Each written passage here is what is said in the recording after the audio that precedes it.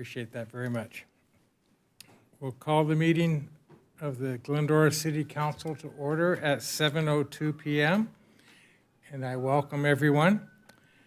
My name is David Friedendahl, and I am the mayor of Glendora and serve as the presiding officer over the city council meetings. In consideration of others and the business to be conducted this evening, kindly silence your phones and any electronic devices and refrain from speaking unless recognized. If you are in attendance and wish to speak during public comment or the public hearing public comment, there are speaker cards. They look like this. They can be found at the door or on the clerk's desk there.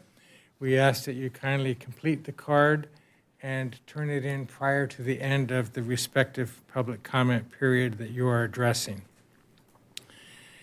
Again, this is a public meeting for the community of Glendora, and we appreciate and respect your participation here this evening.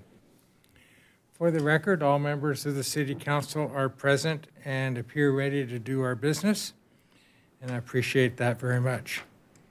We'll begin the meeting with an invocation by Pastor Dr. Michael Kordich of the First Baptist Church of Glendora, followed by a Pledge of Allegiance led by Jonathan Metal of Whitcomb High School. So if we could all please stand for our invocation and the Pledge of Allegiance. Let's pray. Father God, as your word says, righteousness exalts a nation. And what is true for a nation is also true for a city. And so, Lord, we desire to be exalted as a city that upholds your righteousness.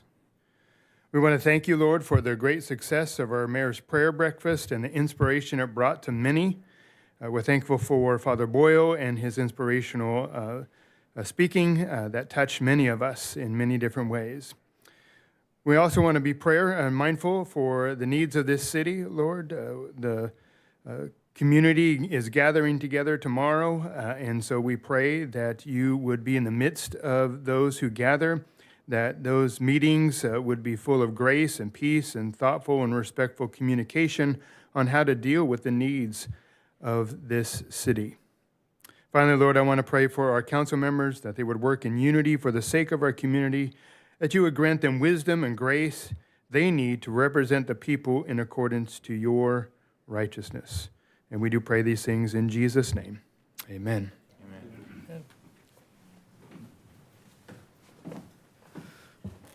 Put your right hand over your heart. Ready? Begin. I pledge allegiance to the flag of the United States of America and to the republic for which it stands, one nation, under God, indivisible, with liberty and justice for all. Thank you.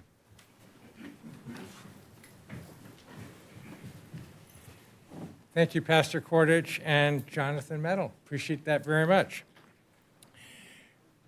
First item this evening is a fun one. It is our high school student reports as they report on the last few weeks, and the next couple of quick weeks it'll go by very, very swift, I'm afraid, leading into their graduations, and they're going to tell us about that, so look forward to that. And I'd like to welcome, and then once we're done, don't run out, we have a little gift opportunity for you and a thank you for your service. So with that, because he was kind enough to lead our Pledge of Allegiance, I'm going to start with Whitcomb High School student Jonathan Metal. Come on up, Jonathan. Thank you for having me up here. Recently, we've had some events on campus. April and May are very busy for Whitcomb. We started state testing for this month for all 11th grade students. We plan to complete testing by May 1st. Our juniors visited the Museum of Tolerance. It was a great hands-on learning experience for them. The staff is being recognized on the week of May 11th for Staff Appreciation Week. We are grateful for all their hard work and dedication. They will treat daily and get a lunch sponsored by the PTSA on Thursday, May 14th. Seniors will be honored at the Senior Sunset on Friday, May 15th. It will be time to celebrate their final weeks in high school with games, food, and lots of fun. Wickham will recognize Asian American and Pacific Islander Heritage Month on May 21st. There will be a school-wide luau. There will be activities, food, Kona ice, and Hawaiian dancers. Graduation will be on May 26th at 5 p.m. at Citrus College. The Adult Transition Program will also have their graduation on May 29th in the Wickham cafeteria. The last day of school for underclassmen is May 29th. Thank you for allowing me this time to share a little bit about what's happening at Wickham. Go Wildcats. Thank you, Jonathan. Appreciate that. And go Wildcats, right? Okay. Next up, I think we have Ariana? Julie? Julia, okay.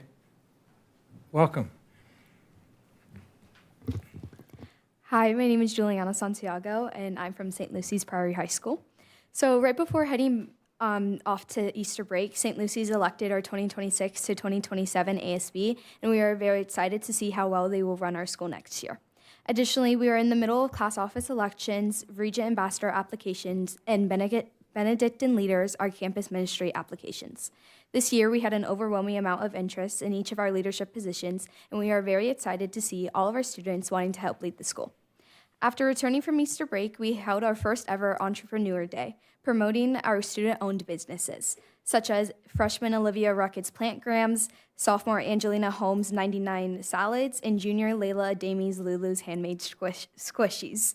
This day was so successful, and each of our shops were sold out by the end of it. Moreover, ASB hosted our second annual Mother-Daughter Tea with the theme A Morning in the Plaza. It was such a beautiful event filled with many fun games such as Who Knows Who Best between the mothers and daughters, Mother-Daughter Bingo, and Guess That Song with amazing prizes and delicious food donated by the fathers. The following week, our tri-school held our third annual night rally, this year being Damien After Dark Superhero Edition. The classes from all three schools, St. Lucy's, Damien, and PC, competed in fun rally games such as blow-up dinosaur relay races, mattress serving, tug-of-war, and so much more before the seniors representing Batman were able to land on top.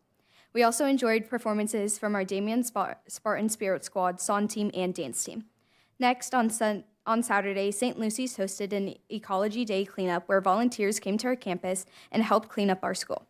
Moreover, this past Sunday, the Tri-School hosted our Night in Atlantis prom at the House of Blues. It was so much fun, filled with dancing, photo booths, casino tables, and amazing DJs. The students loved being able to dress up with their friends. Upcoming this week, on Thursday and Friday, St. Lucy's is hosting our first ever VAPA, or Visual and Performing Arts Showcase, from 6 to 8 p.m. It will promote each of our art classes, such as clothing design, art, dance, ceramics, and theater. Hopefully, you will be able to stop by and check out some of our students' amazing artistic talent.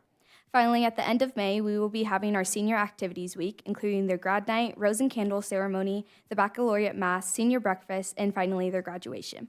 We are extremely proud and excited for each of our seniors as they step into the next parts of their lives, while knowing that they will always have our home in our region community. This past month has been very successful, and I know next month will be just as much. Thank you. Thank you, Juliana. Appreciate that very much. Next, I'd like to invite Iris Cuevas from Charter Oak High School. Welcome, Iris. Good evening, everyone. I hope we had a wonderful day today. I'm Iris Cuevas representing Charter Oak. It has been an extraordinary season at Charter Oak, defined by championship victories, academic milestones, and an unbeatable school spirit. From the field to the classroom, our Chargers continue to set the standard for excellence. First, I want to talk about our championship and athletic dominance at CO. Our cheer competition team's relentless hard work paid off on the national stage, taking the national title in varsity tumbling show cheer. Next, our stunt cheer team, after a commanding 28-12 senior night victory over Northview, our stunt team has officially qualified for Division II CIF, which will be playing tomorrow. Our elite BEMA athletes were invited to the Girls Got Game conference, gaining invaluable leadership experience and making lifelong memories. I also want to discuss our academic and leadership milestones. We are proud to announce 4 seniors committing to the next level, with J.D. Sanchez committing to San Diego for football, Tristan Taylor committing to Culver College for football as well, Jacob Martinez committing to APU for football, and Nathaniel Harms committing to APU for a full-ride scholarship for the Performing Arts program. We also want to recognize our Scholar Athlete honors, Diego Flores and JD Sanchez have been named National Football Foundation Scholar Athletes for their elite performance on the field and in the classroom. Our sports medicine program, led by Dr. Simok, took second place in a highly competitive regional event, along with our very own Dr. Simok being named the SAMI Leader of the Year. And of course, while our speakers dominated the Covina four-way test speech competition, with Emmanuel Farag taking first and Samantha Gonzalez taking second. We have also had our new ASB elections, and we want to congratulate our new elected officers, Lily Lopez, Samantha Barron, Michaela Ortiz, and Kaylee Arroyo for taking on the officer positions. We are also proud to announce that our Valley Vista 5 are JD Sanchez, Diego Flores, Joanna Vong, Ty Linger, and Sophia Farrar. I next want to talk about campus life and Charger culture. In a spectacular display of Charger innovation, our incredible ASB students debuted a brand new tradition, Powder Buff. The energy was off the charts as our boys stepped onto the court to be coached by our elite girls volleyball stars, going to head in an epic cross battle that had the whole school cheering, where the sophomores took the win. We also held a high-stake Rochambeau competition where students competed in a rock, paper, scissors competition to win Beats headphones. We hosted our 19th annual car show featuring over 24 classic cars and fed our students fresh off the grill burgers. We also had our Charter Oak Remembrance Walk, as it was an absolute triumph. Under the beautiful sunny skies, our community came together with unbeatable energy and hearts full of Charger pride to honor a truly meaningful tradition. It was a powerful day of reflection and unity that perfectly showcased the incredible spirit of our school's families. We welcomed our local middle schoolers for the ROMS visit, showcasing our pathways, clubs, sports through the eyes of our student athletes, and more. Our City of Hope blood drive was a massive success, as we've had many participants from our students to staff. We also held our first ever CASP Day testing barbecue, celebrating seniors who had incredible scores on their state tests last year. Valentine's Day was filled with that Charger love, where ASB held activities in the cafeteria to share the love and good energy of our Charter Oak community. The energy in the gym was absolutely electric as we wrapped up our final school rally of the year. A massive shout out to our juniors for bringing the heat and walking away with an epic victory. To top off the excitement, we finally revealed our incredible 2026 prom court. The countdown to an unforgettable night starts now. As we led into our prom, which we just held last weekend, we celebrated a magical night at the beautiful Hacienda venue, crowning Tony Ricardo and Haley Norga as our prom king and queen. And I just want to wrap it off by saying it's a great day to be a Charger. Thank you, guys. Thank you, Iris. What a great report. And lots going on at Charter Oak High School. So Yes, sir. go Chargers. Good deal. Next up, Maya Yassine. Welcome, Maya. Good evening, Mayor and council members. My name is Maya Yassine. I'm from Glendora High School, and I'm excited to share an update on everything happening at Glendora High School during our second semester. It's been a season full of school spirit, student involvement, and meaningful opportunities for our campus community. In January, we started the semester off strong with our annual skate night, which gave students a chance to connect and build community outside of school in a fun setting. February was especially eventful. On February 6th, we held a Stranger Things themed assembly that brought a lot of energy to campus through games, performances, and interactive decor. That same night, we hosted our very first winter formal, giving students a new and memorable dance experience during the winter season. The following week, from February 9th through the 13th, we celebrated Kindness Week. Throughout the week, students participated in activities focused on spreading positivity, recognizing one another, and creating a more inclusive campus environment. On February 19th, we hosted our Powder Puff and Powder Buff games. Powder Puff featured female junior and senior teams coached by football players competing in ultimate football, while Powder Buff featured male students coached by volleyball players to play volleyball. These free and fun events drew a large turnout and really showcased school spirit, with students coming together to support one another and represent their classes. Then, on February 26th, we welcomed incoming students at Future Tartan Day and Future Tartan Night. During the day, 8th graders visited campus and experienced performances and presentations from our programs, teams, and clubs. That evening, families returned to learn more about academic pathways and extracurricular opportunities, helping ease their transition into high school and build early connections to our campus. In March, one of our biggest highlights was Action Night on March 20th. This is one of our most anticipated events of the year, with over 1,400 students in attendance. Each class came together to show their spirit through coordinated colors, creative murals, competitive games, and choreographed dances. It was an incredible display of teamwork, creativity, and pride in our school. In April, we've been focused on finishing strong in our academics, with CASP testing taking place from April 14th through the 24th. We also recognized student achievement at our all-school awards night.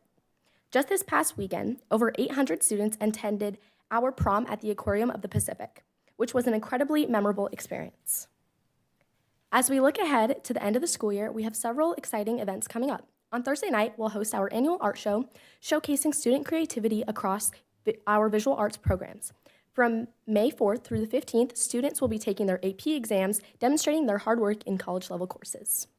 During the week of May 11th through the 15th, we'll recognize Mental Health Awareness Week with activities focused on student wellness and support.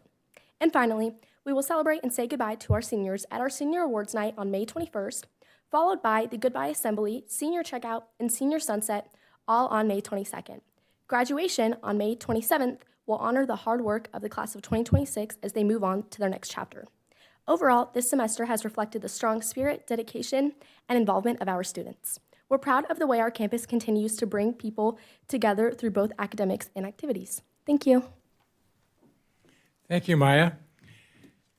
Now, it's our privilege to recognize the work of our student representatives and their presentations, and we would like to invite you to come up and receive a certificate of recognition for your efforts in attending and painfully attending sometimes city council meetings in amongst all your homework and things. So I'd like to invite Juliana, Maya, Iris, and Jonathan to please come forward for that family photo op.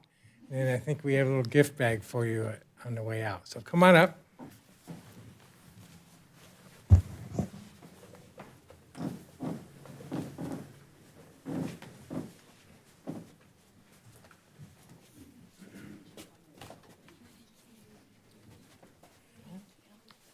Thank you so much. Thank you. Thank you so much.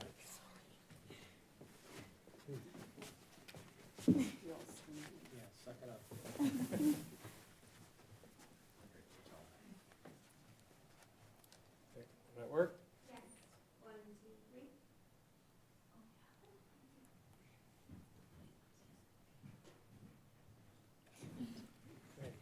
Thank you so much for all your great work.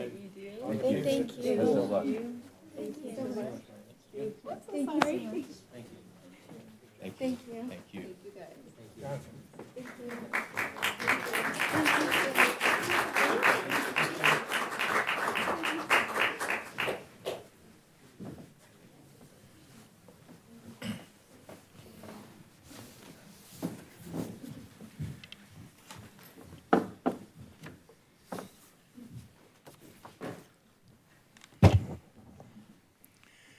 What an amazing share. I don't know when those students have a chance to sleep, but I don't think they do.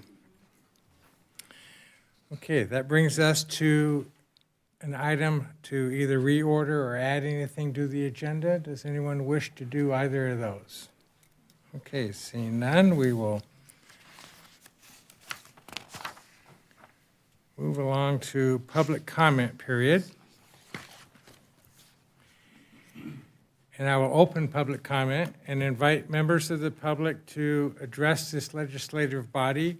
Speakers are limited to 3 minutes, and they may speak on any item both on or off agenda. However, you can only speak once. I think there is an item in here that is a public hearing related to fees and assessments for the Glendora Village business. I might encourage you, if that's an item you wish to speak on in public comment, that you might wait for that time frame. If not, if it's on something else, then you're welcome to please come up and join. Again, I invite you to complete a speaker card and submit it to the recording clerk before the end of public comment period. And I have some here.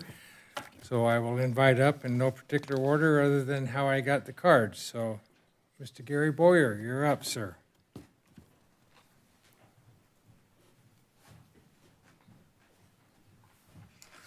Good evening, everyone. Well, my name's Gary Boyer, and I'm here tonight as the chair of the Frog Committee again. So first, I'm here to remind everybody, we are having a public meeting tomorrow night at Bidwell Forum at 6 o'clock to discuss and debate issues surrounding the city facilities and what the community thinks and possible solutions to that. Inviting everybody here and everybody that's watching to please attend the meeting. 6 o'clock, Bidwell Forum, tomorrow, Wednesday night. The Lakers do play. We'll be done in time to get home and catch the second half of the Laker game because that's all that really matters anyway. But I got to tell you, I looked at item 12 tonight on the agenda, and I'm a little bit puzzled as to why things are being delayed so long. Staff report shows that the council workshops, that one of them is scheduled to be done no later than December of this year. Meaning that we really aren't expecting any progress or any decisions until 2027, maybe. We've been talking about this a long time. We all know the government works slow. However, we all know what needs to be done. I mean, there's no mysteries anymore. As issues continue to get debated, things aren't getting any better. Everybody knows by now that the library leaks. The police department is too small. The city hall is outdated. Our public works yard is inadequate. The LaFetris Center is deteriorating. Transportation offices are in a shed. We have abandoned buildings up at Big Dalton, and that's just a few of the items on our list, but this is a conversation that's been going on for a long time. Everything needs to be done. When we talk about priorities, it all needs to be done, but we need to start somewhere. Another year of studies isn't going to change anything, and I don't think it's going to have any real revelations. It's only going to delay the progress one more year. So anyway, this council and city staff put together a great program to address our deteriorating water infrastructure. And that program's been in place for a few years. Yesterday, we had a bit of a hiccup over by the country club, but you know, you've got something in place and it's being followed. And it's going to take a while, but there's a plan in place. This council and city staff put together a plan to address our deteriorating streets. And that's a plan that's been in place for about 7 years now, and we've gotten a lot of work done in the last 7 years. And that will continue moving forward. The task for the facilities is it's just another plan. It's another plan that it's time for it to be addressed. That's it. Thanks. Thanks, Mr. Boyer. Next up, I'd like to invite Linda Davidson, come present. Or Linda and cohort Tanya, are you going to join her? Or? Both in it. We'll do There you go. Do you want to go first? Sure, I'll go first. Do you mind, Honorable Mayor, if I go first? Tonya Pace, City of Glendora, 40-year resident.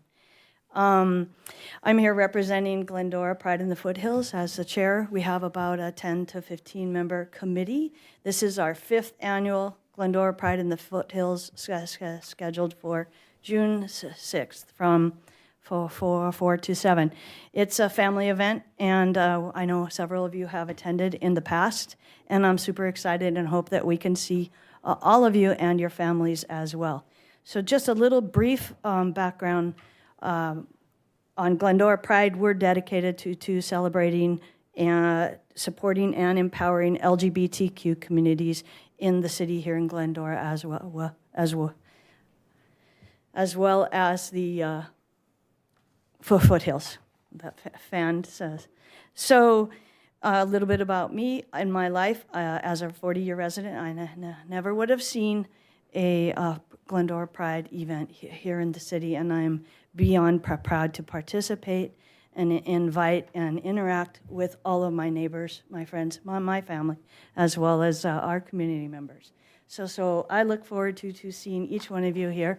We have our invites, and we also have a couple of things for you to wear and support the day of or in advance. So I'm going to leave these with staff. There's also a couple of flyers for the break room and around City Hall as well.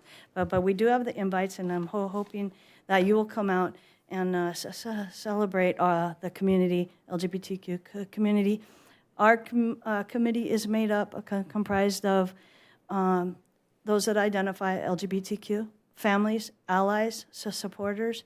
We have local churches from here and from Glendora and surrounding communities as well. So I'm hoping the community, other community organizations as well are joining us from local groups, vendors selling food. We're excited. It's going to be a great time, and I hope you'll join us. I have to read. I'm not as good as she is at that. Thank you, Tanya. Welcome, Linda. Okay, thank you. So as a member of the Glendora Pride Committee and as a proud ally, I would also like to invite you to the Pride Festival. The celebration is more than just a gathering. It's a celebration of who we are as a town, welcoming, diverse, and deeply connected. Our Pride event is intentionally family-friendly, designed to be a space where people of all ages can come together, feel safe, and enjoy a day filled with positivity, connection, and community spirit. It's a place where families, friends, and neighbors can celebrate side by side in an inclusive environment. It's also a great way to showcase Glendora itself, our beautiful streets, our local charm, and the strong sense of community that makes our town so special. It highlights the diversity that enriches our city, and it reminds us that our differences are something to celebrate, not something to divide us. Perhaps most importantly, Glendora Pride creates a space where people feel seen, valued, and welcome. That sense of belonging is something we strive to foster every day, and this event is a powerful expression of that goal. Your presence is a great deal, or will mean a great deal, not only because you are leaders in our city, but as representatives of a community that values inclusion and respects everyone. We hope that you will join us celebrating Pride this June and continuing to make Glendora a place where everyone feels at home. Thank you. Thank you, Linda. I might ask, the event is at Finkbeiner Park? Thank you, okay. All right. Those are the two cards. Did we have any other cards to be submitted? We do not, Mayor, and I will inform you that we did receive 2 additional correspondence relating to agenda, one related to the public comment and the other one related to agenda topic number 12. And it has been incorporated in the agenda package distributed to the legislative body and made available to the public. Okay. Understanding that one of the public comments is addressing an item on our agenda this evening, the other is not. Would we entertain reading that item into record?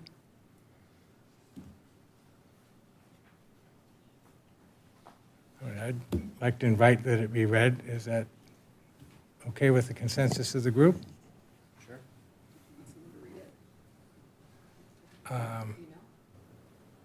Well, or Roxanne could read it. Yeah, I think Roxanne should probably There's- read the item.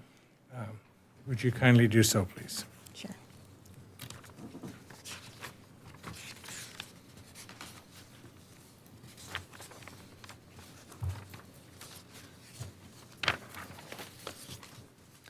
Dear Mayor Friedendahl, members of the Glendora City Council, I'm writing to express my strong opposition to item 12 on the unfinished business agenda and to urge the City Council to reaffirm and defend the direction it previously gave regarding the 3 community forums authorized by the City Council. When the City Council voted to sponsor these forums, these public forums, the clear intent was to give residents meaningful and open opportunity to weigh in on how identified one-time funds should be allocated for community maintenance and services. That vote reflected a commitment to an unencumbered, publicly driven process, not one shaped in advance or constrained by staff direction.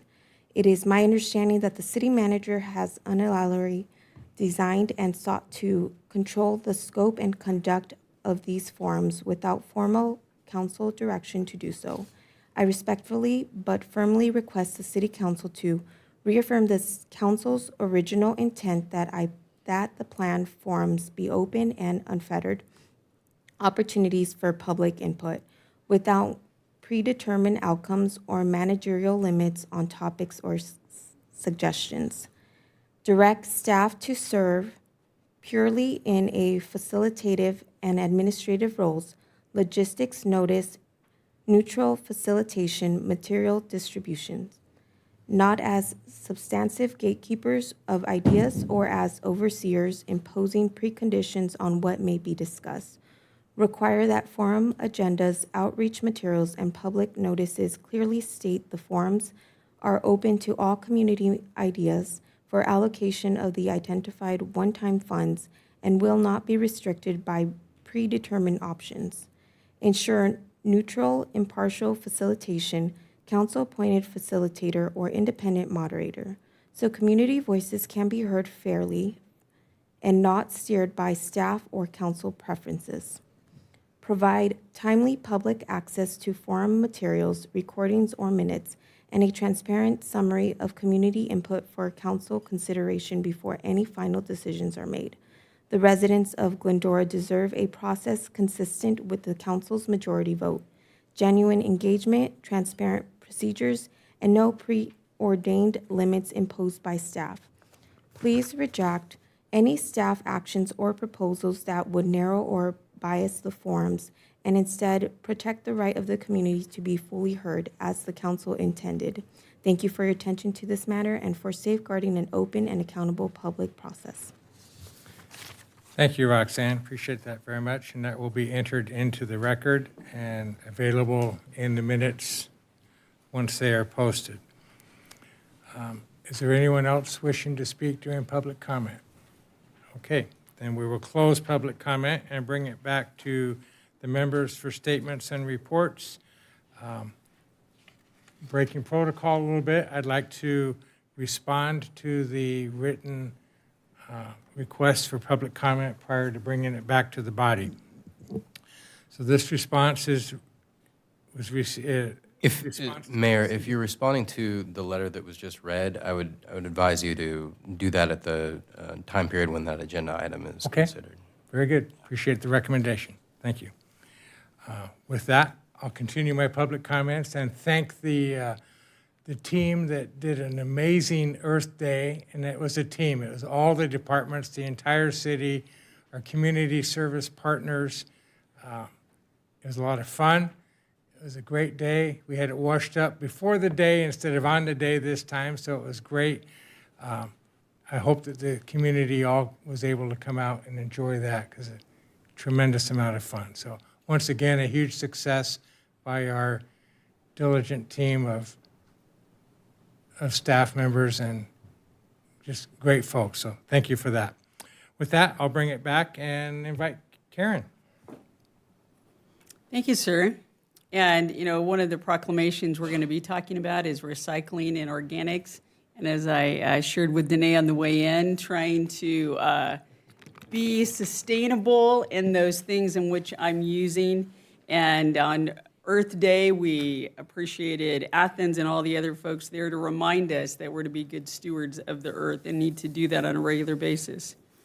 Also, Small Business Week. So we want to support small businesses May 3rd through the 9th. And Mr. Mayor, I would also like to remind everyone that May 7th is National Day of Prayer. It will be out in front of City Hall, but it is sponsored by the Glendora Ministerial Association. So those folks who may call into City Hall, it is not sponsored by City Hall, but sponsored by the Glendora Ministerial Association, and can address any questions to them. That will be from 12:15 to 12:45 on May 7th. And I would also ask tonight that we adjourn our meeting in memory of Jerry Croissant, the husband of the late Anne Croissant. Oftentimes, whenever you would see her on the trails or doing all of the work that she did in trying to preserve the foothills, Jerry was the worker bee behind her. I would pass him on Colby Trail many times when I was hiking or running, and he would be out there tending to things and really spent a great deal of his life trying to protect open space in Glendora. So I'd like to remember him this evening. Thank you, Karen. It sounds like May 7th will be busy because as a follow-up, our State of the City address is on May 7th at the Daniel Crowther Teen Center at 5:30 in the evening. It'll be a great program, a little different, free, so we invite the community to please come share and learn. And we'll be praying for you for that, too. Please, yeah, I'll take all those that are welcome. Father Boyle did a great job last week, but I'll take additional for sure. Mendel. Yes, Mayor, thank you. And I want to start out applauding Karen and the minister group for having a tremendous time with Father Boyle. He was encouraging, funny, insightful, a profound,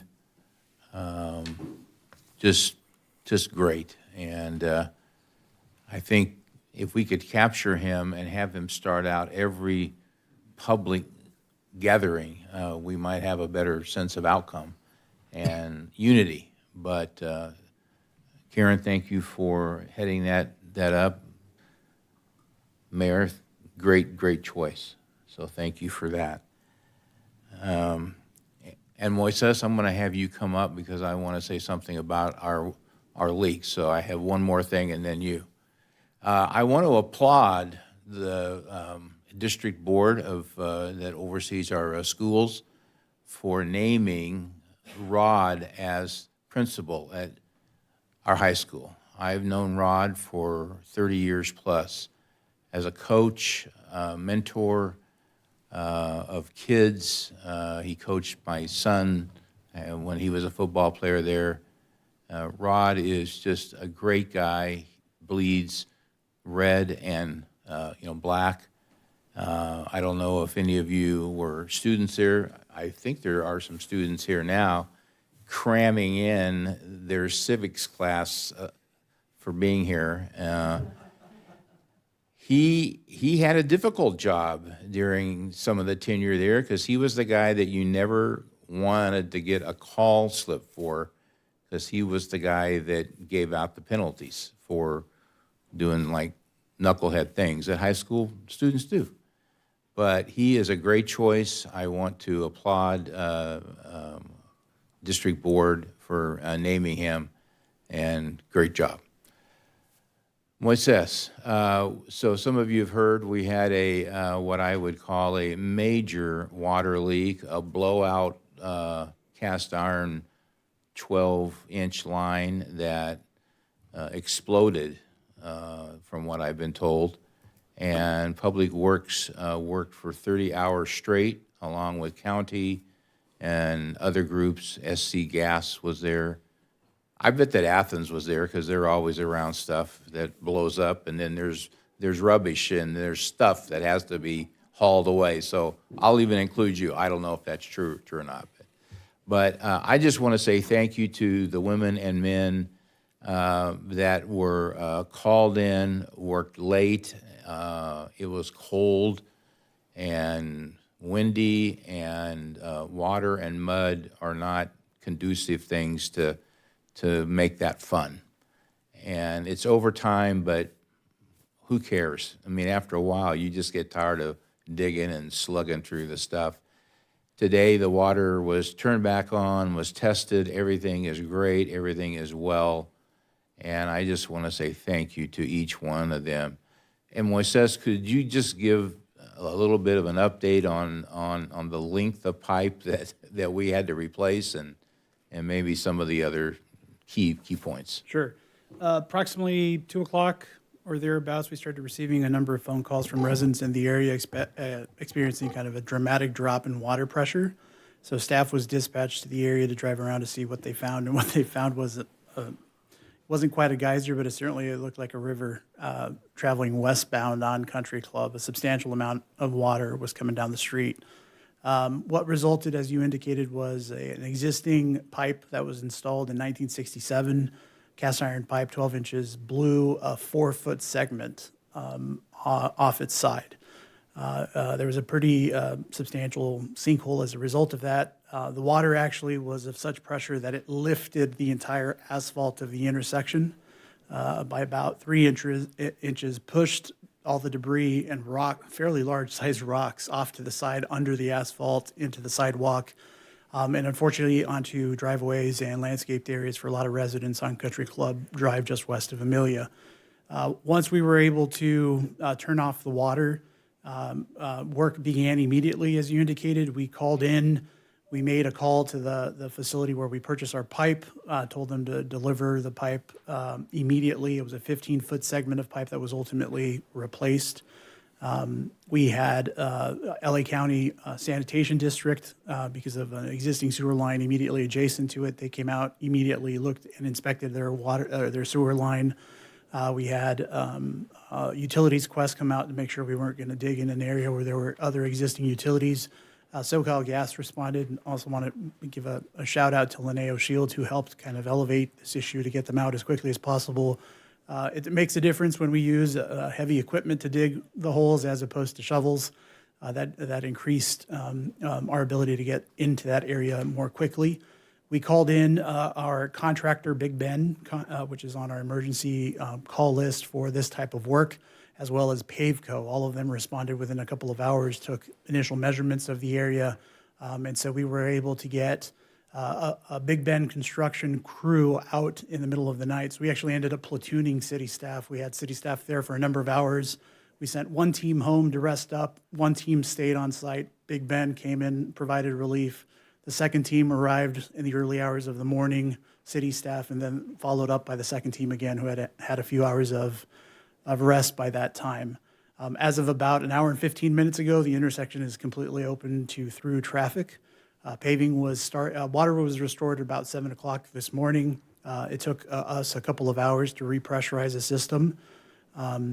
So far, so good. We've taken, as is common practice for us, anytime we experience a leak of this magnitude, we took bacteriological testing at several sites, not just where the break occurred, but the entire neighborhood and zone that is served by that area. Unfortunately, we did experience a second leak further up on Wildwood Canyon this afternoon as a result of some of those activities, and so that was addressed by the team that was still here early this afternoon. But we will be keeping an eye on the intersection. We did not pave the entire street. We only paved the section that was most damaged. That was by design. They had a substantial amount of subsurface work required to shore up the street before they laid the asphalt. We're going to keep an eye on it probably for the next 3 or 4 weeks to make sure there aren't any. We want to make sure that everything settles correctly before we come and recap kind of a larger portion of the street. Every segment that was pushed up by the water was fixed this morning. So a lot of work by a lot of people, a lot of coordination. Very, very pleased with the response of the city team alongside all of our partners who helped make this as quickly as possible. And I should also acknowledge there were several residents that came out to look what was going on and kind of get a glance at what was going on. Several of them brought drinks for the staff members and crews that were out there. One of our residents bought pizzas, brought those out to the staff as well. So we appreciate the extraordinary patience of our residents in that particular area. Ultimately, we had about 80 homes that were without water until about 7 o'clock this morning. Yeah. Thank you, and I just want to, again, just express thanks. I hope that you will convey that to our team. Absolutely. And the partners that we had. It's not an expected thing, but we know that we have old pipes and things like this break, so appreciate that. Just one additional point. A few years ago, you actually approved work in that particular area to improve a lot of the water line to the east of Amelia. The portion that broke was west of Amelia, so not in the area that we just fixed, but just outside of it. Yeah, and so the Country Club Drive, the explosion, it's hard to use that word because that's usually used with fire or gas. This was water, but it was literally that. And it ran west down on Country Club Drive, and if you know that area, then it tees. But it's a pretty long area. It's And about it was 1,400 full of water and mud and rock That's and correct. a lot of stuff. And so it was a pretty fierce break. And so we think we have it fixed.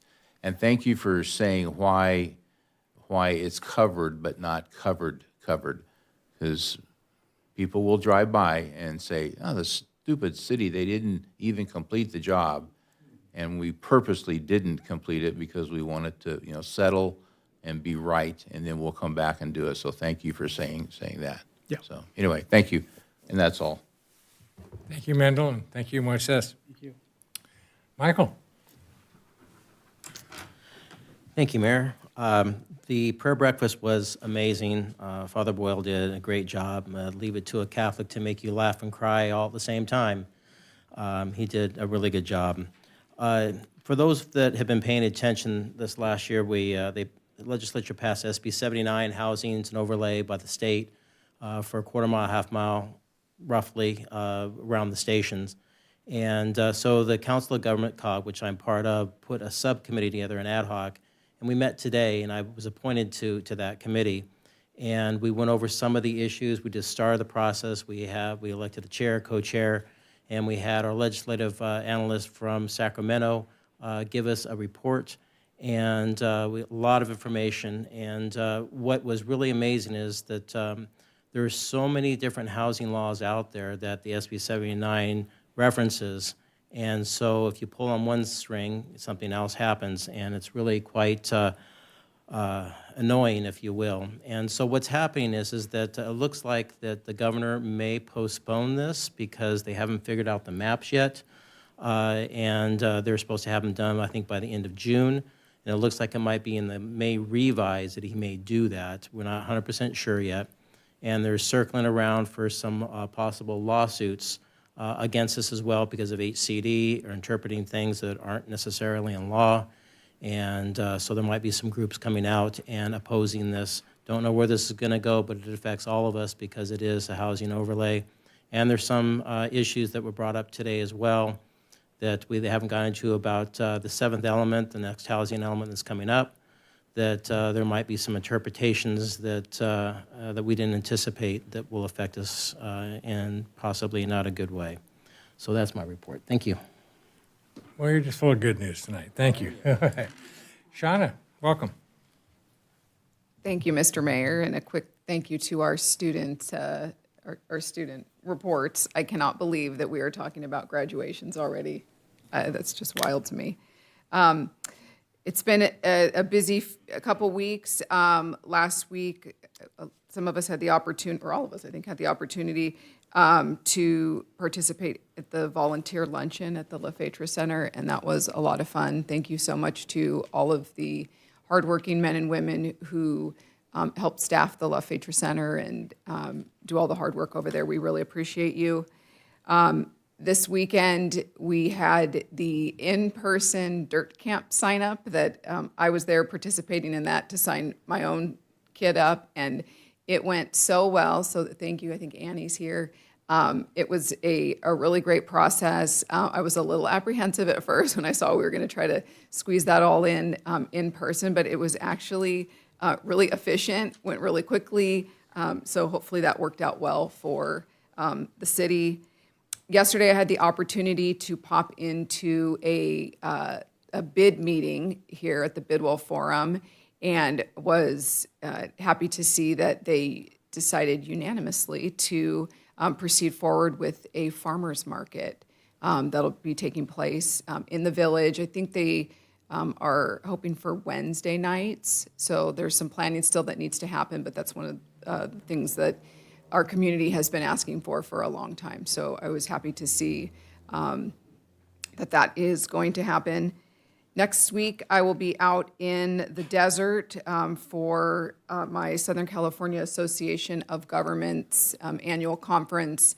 And then the following week, the mayor and I will be back out in the desert for the Contract Cities Conference. So lots of stuff going on, not always in Glendora, but busy. That's it for me. Okay, great. Thank you, Shauna. Mr. Raymond? Pass? Okay. Mr. Nothing tonight. Thanks, Mayor. All righty. Okay. into special items, we get to continue with some fun proclamations. And our first one will be a proclamation on recycling and organics separation in honor of Earth Day 2026. And Councilmember Alawas will present that. Do you want me to announce who's coming, or you want to do it? Sure, go ahead. Okay. And receiving that, we're going to make you stand through this lengthy ordeal. We have Athens Director of Community Government Affairs, Danae Amaya, and Vice President of Public Affairs, Mr. Jonathan Hughes. And I think we're going to also include Interim Recreation and Human Services Director Annie Warner to join in this. You're welcome too, because it's kind of about Earth Day and other things. So welcome, team, and Mr. Alawas. I hope everyone brought their sleeping bags. It's quite long. So bear with me. If you want to sit down, sit down. It is long. Okay. So whereas Earth Day, a national recognized event in the United States, serves as a global reminder of the need to protect and preserve our environment for future generations. And whereas the City of Glendora is committed to sustainability and environmental stewardship through initiatives that promote waste reduction, recycling, and proper management of organic materials. And whereas California State Senate Bill 1383, our favorite one, which mandates the reduction of organic waste disposal in landfills, went into effect to reduce methane emissions and ensure a more sustainable future, emphasizing the importance of organic waste recycling and separation. And whereas the City of Glendora is in partnership with Athens Services, a family-owned business proudly serving the community since 1957, continue to lead by example by implementing the programs that support SB 1383 and make it an easier for residents and businesses to participate in recycling and the organic separation. I might divert a little bit about their new facility in Irwindale. It's amazing, it's huge, and it took you, 17 years to get it done? 21. 21, excuse me. It's an amazing facility. We had a ribbon cutting, about 3 weeks ago?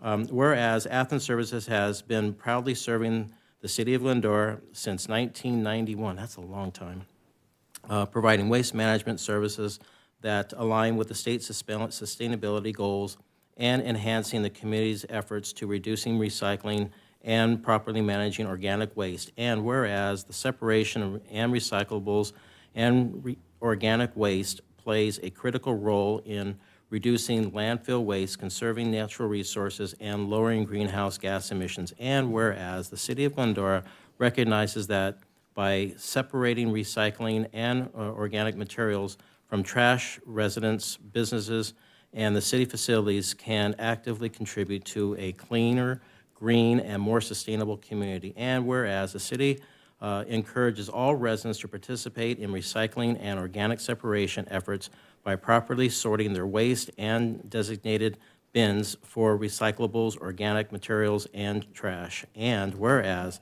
the City of Glendora is committed to continuing efforts to educate and encourage the public in sustainability practices, ensuring a future that benefits all members of the community and the environment. Now, therefore, we, the City Council of the City of Glendora, do hereby proclaim April 22nd, 2026 as Recycling and Organic Separation Day in honor of Earth Day 2026, and call upon all residents, businesses, and visitors of Glendora to rededicate themselves and environmental responsibility by actively participating in recycling and organic separation programs. Together, we can create sustainability future for our community and the planet.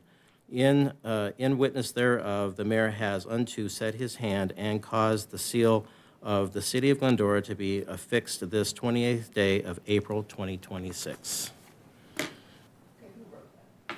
Yeah, who's responsible for this? Sorry. It's a team effort. Who wants to? Sure. Come on, all you, come on. Thank you. You're special.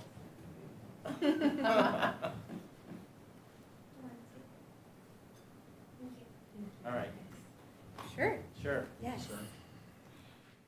Thank you so much for reading that entire proclamation. It was very impressive. Good evening, everyone. My name is Danae Amaya. I'm a Director of Government Affairs for Athens Services, and I have my VP right here, Jonathan Hughes. We're excited to be here. We've been really busy in the city of Glendora, especially during Earth Month. To kick it off, we actually had our compost event in collaboration with the city. We had 50 tons that we gave back to the community. It had 200 plus residents come. It was a successful event. We were also at the Earth Day Festival on this past Saturday, a couple past Saturdays, and it was very successful. We passed out about 1,000 pieces of literature and swag, and there were so many residents happy to come by our booth and look at Mighty Mike. It's the small version of our actual trash trucks. It was a lot of fun. And then also we went to Sellers Elementary, and we had a Tetra Truck event there for their TK students. And then at Sandburg Middle School, we had students come to our facility and actually teach them about our MRF and what it does for our community. So we've been very busy in the city of Glendora. Super happy to be advocating about source separation in our city, making sure that our trash goes in the black, our recycle goes in the blue, and our green goes in the organic. So thank you so much for this opportunity, and I'll pass it on to Jonathan. Thanks, Danae, and thanks, Mr. Mayor, City Council members, Councilmember Alos for doing the yeoman's work there of reading that proclamation. But just want to say it's good to be with you all. As the council member mentioned, we did just open our brand new state-of-the-art. It's the most advanced technologically on this side of the country. It's also massive, so if any of you haven't had an opportunity to visit, we certainly encourage you to do so. And that goes for members of the public as well. So if you're interested in seeing our facility and what happens with the waste that you put curbside or behind your business, please let us know. We'd love to show it to you. So thank you again for the recognition. And Annie, put you on the spot. Anything? Say a few words. As was mentioned, we have hosted our Earth Day Festival a couple weeks ago on Saturday, April 18th. There was a large turnout, especially for the collection site here at City Hall. Next year, we will be adding 2 additional paper shredding trucks, as well as moving the e-waste back to the high school. And so a big shout out to our Public Works Environmental Services Department. They're the ones who really oversee the collection site, and Recreation Human Services gets to kind of have the fun with the Recreation Fest or the Earth Day Festival. So thank you for acknowledging them tonight. Well, thank you, community partners, and certainly the Earth Day was a great success. The collections was huge, and it's an overwhelming problem to get to fix when you have more demand than you thought was coming. So those adjustments and facilitations will come about, and it'll be another great day next year. So thank you, Athens Services, very much. And that brings us to our next Mayor, proclamation. Mr. Thompson. Could I just say one thing, and that is, Michael, you did one great job reading nine whereases. And I think we should make a rule that if Athens brings more than 4 whereases, then they lower each of our bills by X amount of, a percent as an incentive, like they're trying to make us, with trash, maybe, limit the 9 whereases, but. I didn't breathe. Great job. Hey, they take all our trash, they can hear all our words. So there you go. That's all right. All right. That brings us to a proclamation proclaiming May 3 through 9, 2026 as Correctional Officers Week. And presenting will be Councilmember Elias. And receiving the proclamation is Jailer Fallon Atkins and Police Captain Chris Stabio. If you'd like to come up and welcome and receive your proclamation. And thank you to the police department. I only have 4 whereases. Significantly less than you had. Thank you so much. We appreciate you immensely for all of your hard work. I'll get to this. Whereas correctional officers have the difficult and often dangerous assignment of ensuring the custody, safety, and well-being of inmates in our nation's prisons and jails, and whereas correctional officers are committed to ensuring public safety by establishing and maintaining security within the facility and supervising prisoner conduct and behavior to avoid conflicts and escapes, and whereas correctional officers strive to maintain a safe working environment in the jail facility, often in the face of challenges and dangers that threaten their own safety. And whereas it is fitting to recognize and honor our correctional officers for the important tasks they perform each day, for the many risks they take to provide for our security, and for the sacrifices they make to protect the citizens of Glendora. A total of 1,422 prisoners were booked in 2025, averaging over 100 bookings per month. Now, therefore, we, the City Council of the City of Glendora, do hereby proclaim May 3rd through May 9th, 2026 as Correctional Officers Week in the City of Glendora in recognition of the men and women who are a vital component of the Glendora Police Department operations. And this is signed and sealed by the Mayor of Glendora. So thank you so much for all your hard work. Thank you.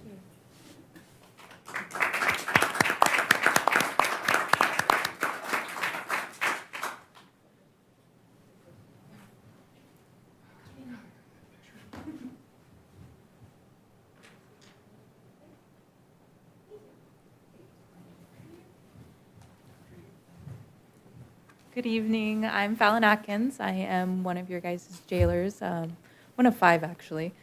I just want to say on behalf of my team, I appreciate the proclamation, and you know what we do is hard. It's ever changing and challenging. We have to use a lot of creative thinking. But on myself and behalf of my team, I just want to say thank you for the opportunity to be here. I'll say a little bit more. So Jailer Atkins is probably one of the most humble people you'll ever meet. The truth is that our jailers occupy a bit of a unique position within the police department. From dispatchers to records personnel to our police officers, police cadets, code enforcement, everyone in those positions talks to a variety of different people. They talk to victims, they talk to witnesses, they talk to suspects. Our jailers have the unique position in that the only folks that they talk to are individuals who have been arrested and find themselves confined in the custody of our facility. And that's unique because I haven't really met too many folks that are excited or happy to be in jail. They have to do a variety of different things, and those things require cooperation of the people that are there. And as you can understand, sometimes folks aren't very cooperative because they aren't very happy. Nobody goes out in the morning, wakes up and says, I'm going to go to jail today. I'm going to decide to do this. And so they use all the skills and abilities that they have developed over a number of years, primarily just being able to communicate with folks. They treat people with respect. They treat them with kindness. They treat them as a human being, because the reality is that's who we police. We police people. And so by using the skills and abilities that they've developed over a number of years, Jailer Atkins has been here for 7, and she is not our most senior jailer, not the newest by any stretch of the imagination. They use these skills and abilities to accomplish a very vital purpose for our police department. I want to thank you for acknowledging them and thank them for their service and for your time. Thank you. Thank you very much. Congratulations.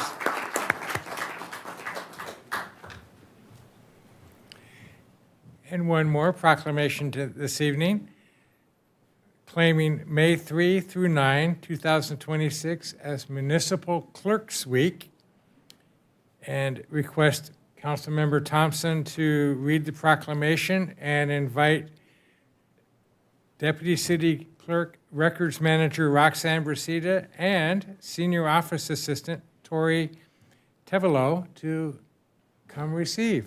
I saw Tori here earlier. Where'd she go? There she is. Come on up.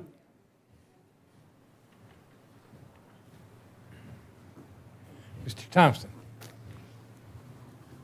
And Moises, could you be the photographer at the end, because Roxanne is going to have her picture taken, so that's important.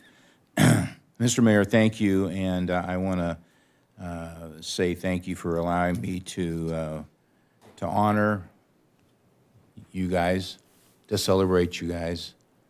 Whenever I walk in, you guys smile and the candy's abundant, but most of all, you're smart, efficient, and have a servant's heart. So we thank you for that. Whereas the office of the city clerk has served our cities and our world for 406 years. It's pretty impressive.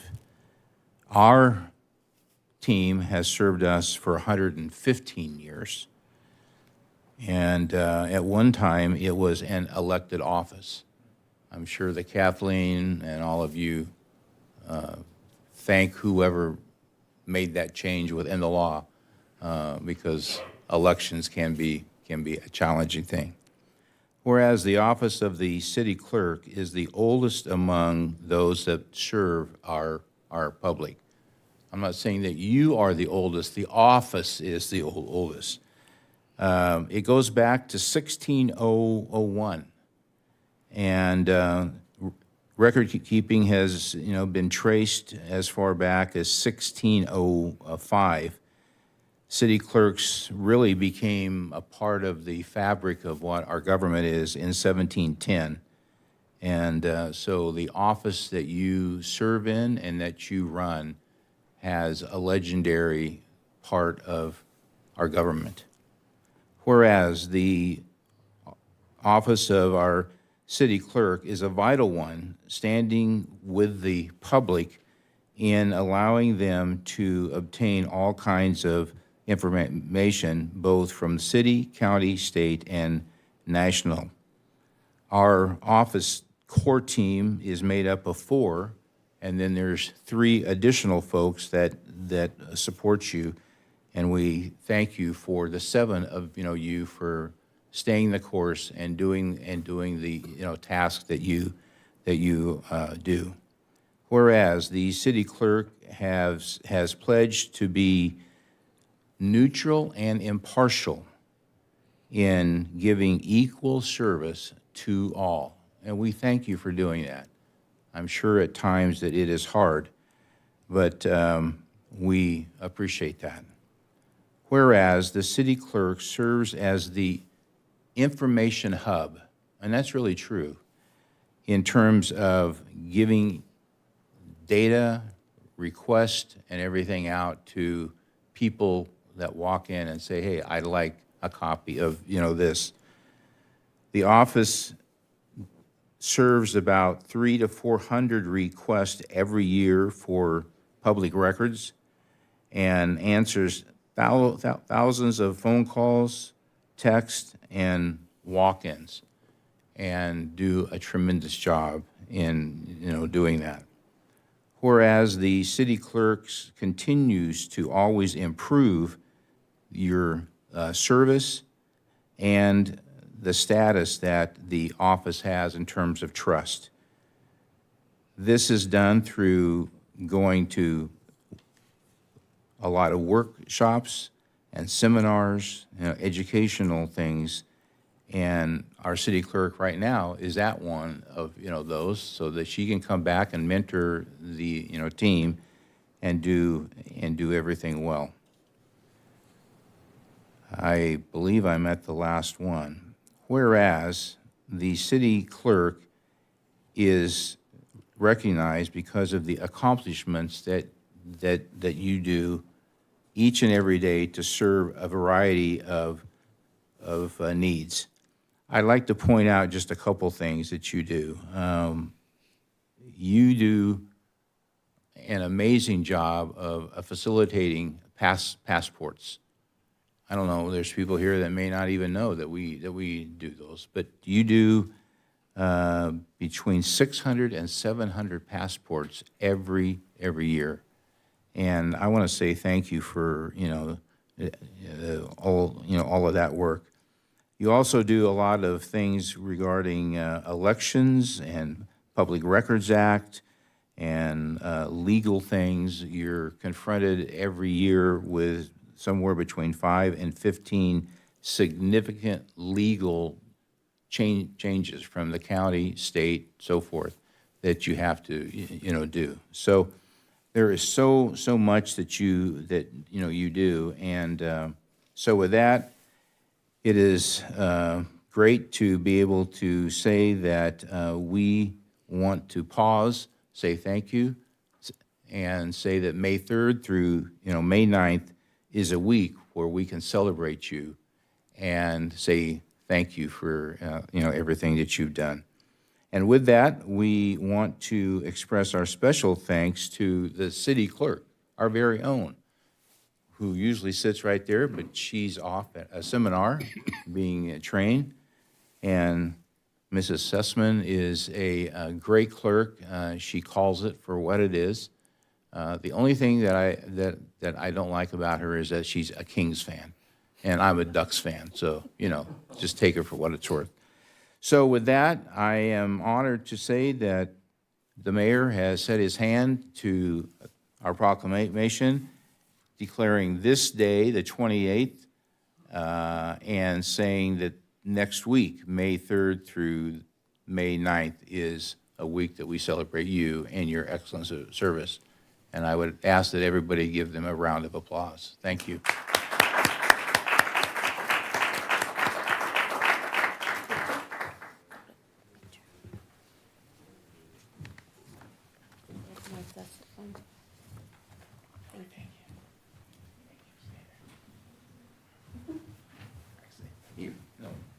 You get in the middle because you need to hold this. All right? Thank you.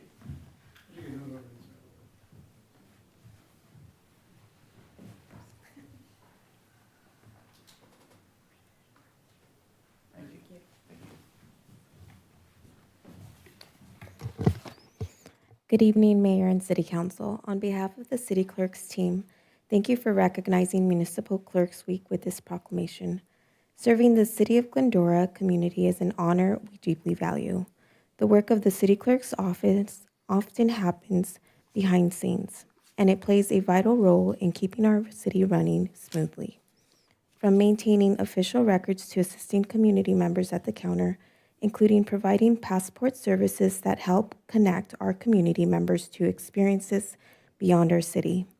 We are grateful for this recognition and are proud to be part of such an incredible and dedicated team that includes our city manager, assistant city managers, city staff, and digital media team. A very special appreciation to our city clerk, Kathleen Sussman, whose leadership keeps us grounded, organized, and always moving forward. We look forward to continuing to support our community with care and commitment. Thank you.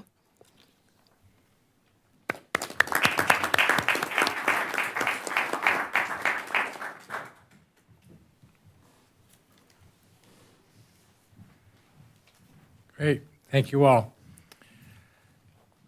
Next brings us to a public hearing, to conduct a public meeting and public hearing to receive testimony and consider a resolution to levy and collect assessments for the Glendora Village Business Improvement District for the fiscal year 2026-2027, and invite Management Analyst Chantel Correa to present the program. Welcome. Thank you. Good evening, Mayor and council members. Tonight I will present the public hearing item regarding the proposed levy of collections and assessment for the Glendora Village Improvement District, or the bid for fiscal year 26-27. The bid is funded through annual assessments paid by businesses within the district. These funds support marketing, events, beautification, and economic activity in the village area. This item is a part of an annual renewal process which council previously initiated through the adoption of the resolution of intent.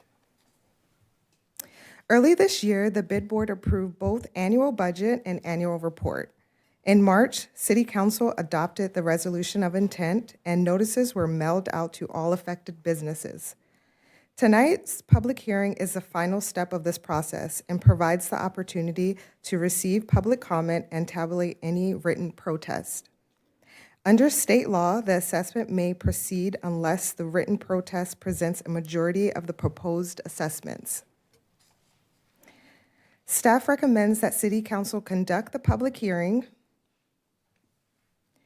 regarding the proposed levy and collection of the bid assessments for fiscal year 26-27, adopt the resolution approving the levy and collection of assessments, and for the bid in absence of the majority protest. Thank you, and that concludes my presentation. I'll be happy to answer any questions. And we also have bid board members, Chair Matt and co-chair Colin here tonight if you have any additional questions. Great. Okay. Thank you, Chantel. At this time, if you'd like to have a seat for a minute, we're going to open for public testimony in case there is any. Is there anyone in the room wishing to speak on this item only as public comment?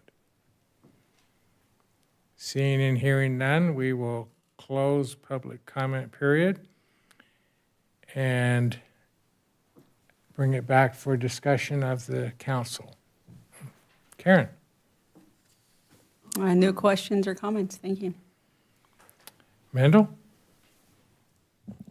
Mr. Mayor, thank you, and Chantel, thank you for the very good report. I support this, and I just want to say, since there's some leadership from BID here, I have been one that wanted to make the move that we have made, and I applaud the work that you all are doing.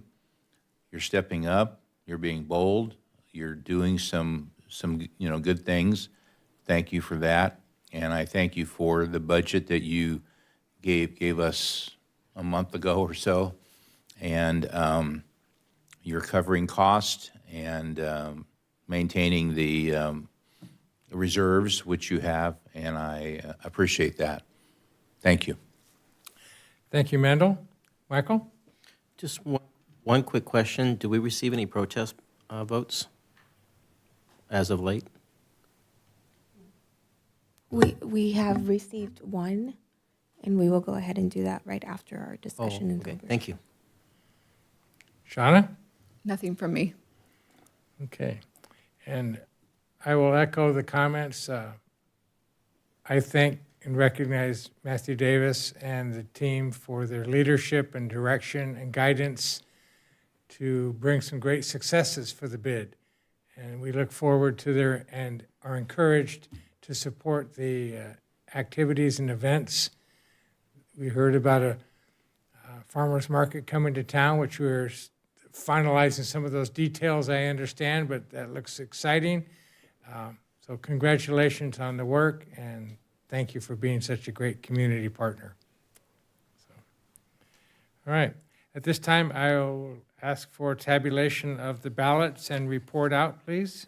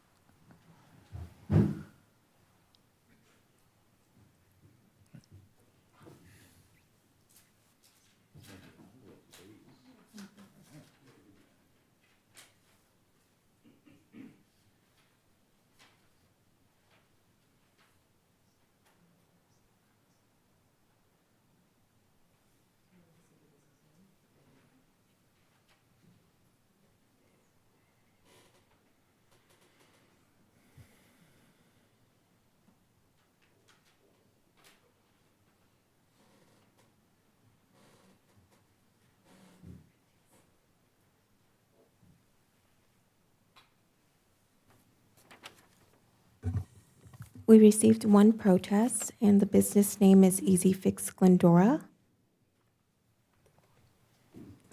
And percentage total is 0.79%. So one ballot has been received, which equals to an assessed protest of 0.79%. That does not meet the required majority protest. Therefore, it is appropriate for the City Council to adopt a resolution approving the levy and collection of assessments from the Glendora Village Business Improvement District for fiscal year 2025-2026. Can I have a motion? Okay, we'll entertain a motion to, And, sorry, correction of fiscal year 26-27. I'll move items 1 and 2. Second. motion by Mr. Alamos, second by Mr. Thompson. And once the ballot comes up, please cast your vote.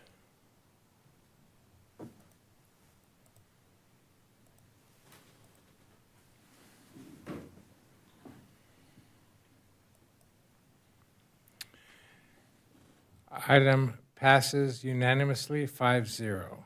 Thank you very much.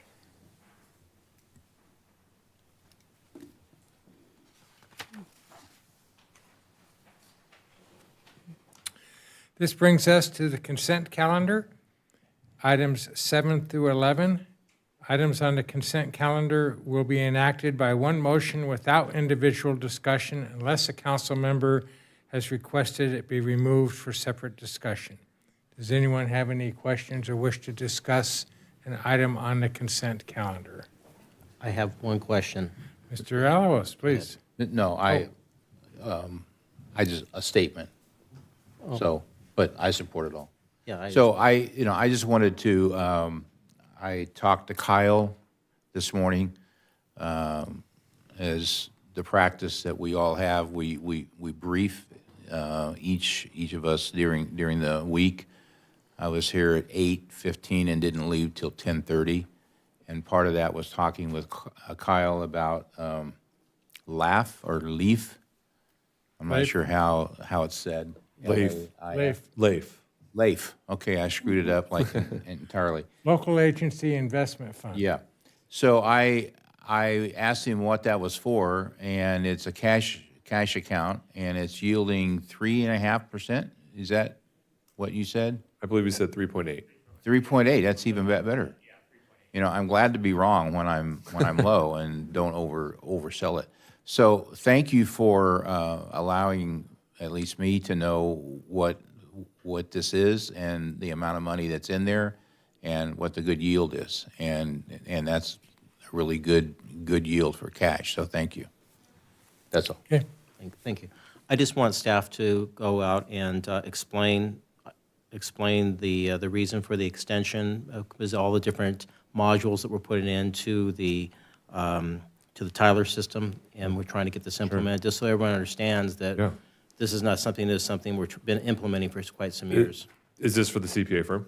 Yes. Yeah, so great question. Appreciate the chance to clarify. So Kyle and his team have been working on implementation of the ERP and have done so with a couple of vacancies that have been there. So the funding this evening or for the agreement is paid through those staff vacancies. We use that funding to pay for the consultant agreement to not only strengthen internal controls and look at new financial statement internal controls and efficiencies, but also to assist with the ERP system as we're balancing an old system to a new one. So having some of that really high-end professional staffing, they used to be our auditors, so they know where, the areas, if we need to improve, where they are. So having that ability to have that expertise across multiple areas on hand is what's been important to us to help ensure that from a fiscal standpoint, our internal controls are tight and the new systems have been implemented appropriately. I just want everyone to understand that we're spending money for efficiencies, basically. That's exactly right. Thank you. Okay. I'll move items 7 through 11. Motion by Mr. Alawas. Do we have a second, please? Second. Second by Mr. Thompson. Invite us to vote once the ballot hears.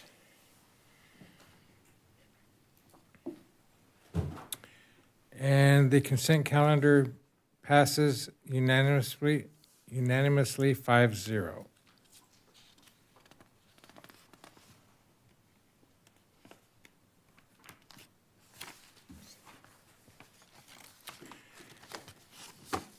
Brings us to item 12, under unfinished business, a workshop framework and one-time funding direction discussion requested by staff on the upcoming discussion about workshops for future use of one-time funds and facilities updates. And at this time, if I may, I would like to respond to the public comment that we heard earlier. To Mr. Matthews, the writer of the comment, thank you for your comments related to agenda item 12, workshop framework and one-time funding. During a recent council meeting, the direction to staff following a lengthy discussion on facilities and possible use of one-time funding was to plan for and schedule 3 community-facing workshops to further establish directions of address to the subject. The formalization of possible use of one-time funds, converse with the community for input, desire and impact toward possible solutions to the city facilities, conditions, and challenges facing a direction to a solution. I'm replying to the public comment to inform the community that workshops are indeed being planned. Tonight's discussion is to hopefully provide staff with some clear points of details to enable the provision of solid information during these workshops. The direction will enable staff to gather all of the valuable information needed to enable productive conversations during the course of the workshops. The intent is for the public engagement and share as long as the conversation during these workshops can remain civil and constructive, and I'm optimistic that it will indeed. Beyond that desired intent, I do not see any skewing or restriction of discussion in the workshops. Please stay tuned for the scheduling and invitations of such workshops, and please engage. Okay. With that, I'll read into title the workshop framework and one-time funding direction and invite City Manager Adam Raymond to report. Good evening, everyone. Thank you, Mayor, for the intro. And we're going to start this evening with the recommendations, but before we read those specifically, I actually want to take a moment to read the second paragraph in the executive summary from the staff report. Staff is seeking additional direction on the makeup, focus, structure, and timing of the 3 workshops. Additionally, staff is requesting additional direction on one-time funding, including total dollar amounts, priorities for the use of those funds. This direction, if provided, will allow staff to provide a more comprehensive list of options for City Council consideration during those workshops. Appreciated your comments, Mayor, at the outset of this item, and as one of the speakers mentioned before, who has a lot of experience in these chairs, this is a conversation we've been having for a very long time. For the past 5 years, the City Council has had more than 50 public discussions about infrastructure, about roads, about facilities. As we'll talk a little more about this evening, we've reorganized operations, we've located efficiencies, we've reinvested in as many areas. As was stated a lot during the 2023 calendar and 2024 calendar years, where we had numerous conversations about assessments and cost estimates, from $8 million state grant to the library, to what it looks like for a phased approach for a public works yard, to finding the need for an additional $3.5 million a year for streets. Those conversations have all been subject to City Council direction, most of the time of which is unanimous, and included specific direction in the city's strategic plan. I think what many people may not know is, in a council manager form of government, the direction provided by the City Council to the city manager happens here. This is the place where the direction is provided, with policy direction of the City Council, not conversations behind closed doors, not conversations with more than 2 council members. It is a violation of the Brown Act for 3 council members to give policy direction outside of this forum. So with that, we're going to start out with the recommendations, and we'll actually end this evening with recommendations to ensure that we're being clear and concise for what we're asking the council for additional policy direction on. That the City Council provide direction on the makeup, focus, structure, and timing of the 3 workshops in the series. Also to receive a presentation on available one-time funding, which will be the 3rd time we've had this conversation, including total dollar amounts by category and budget cycle. Provide direction on priorities for the use of one-time funds, including current facility project upgrades and maintenance, streets and roads, and larger capital projects. And then, as we normally do, provide a catch-all. So if there's anything in a discussion this evening that staff did not cover or City Council would want to do, you always have the ability to provide staff that direction accordingly. So on March 24th, the City Council directed staff to conduct 3 monthly workshops. Through the course of that, and if you look at the minutes of your agenda, the specific areas were to evaluate one-time use of funds, review current capital needs and facility conditions, explore funding options, including grants and private financing, and consider potential information for a future advisory committee. This evening, and if you'll notice on the bottom, staff is seeking direction on these workshops and one-time funding priorities. Legislative history, just a brief history of this calendar year. The City Council had a unanimous vote to move forward with a civic center. A discussion included in part of that was returning with a broader conversation on one-time available resources. That meeting was held on February 24th, where the City Council received the report and provided no specific direction. On March 24th, the City Council again discussed potential one-time funding and the discussion of a potential citizen advisory committee, and as a part of that action, requested 3 workshops. The item before you this evening is seeking clarification and direction on those workshops to ensure that we are including all of the council's policy goals and priorities in those discussions. So, before you is a draft workshop framework. The City Council, as we've mentioned several times this evening and included in your staff report, holds the ability to format these however you like. Staff has proposed some draft overview. As the mayor has indicated several times on the dais and several other council members, one part of the first workshop could be a how we got here, summarizing more than 5 years worth of work and studies the City Council has undertaken, including strategic plans and policy directions to arrive at these 3 workshops.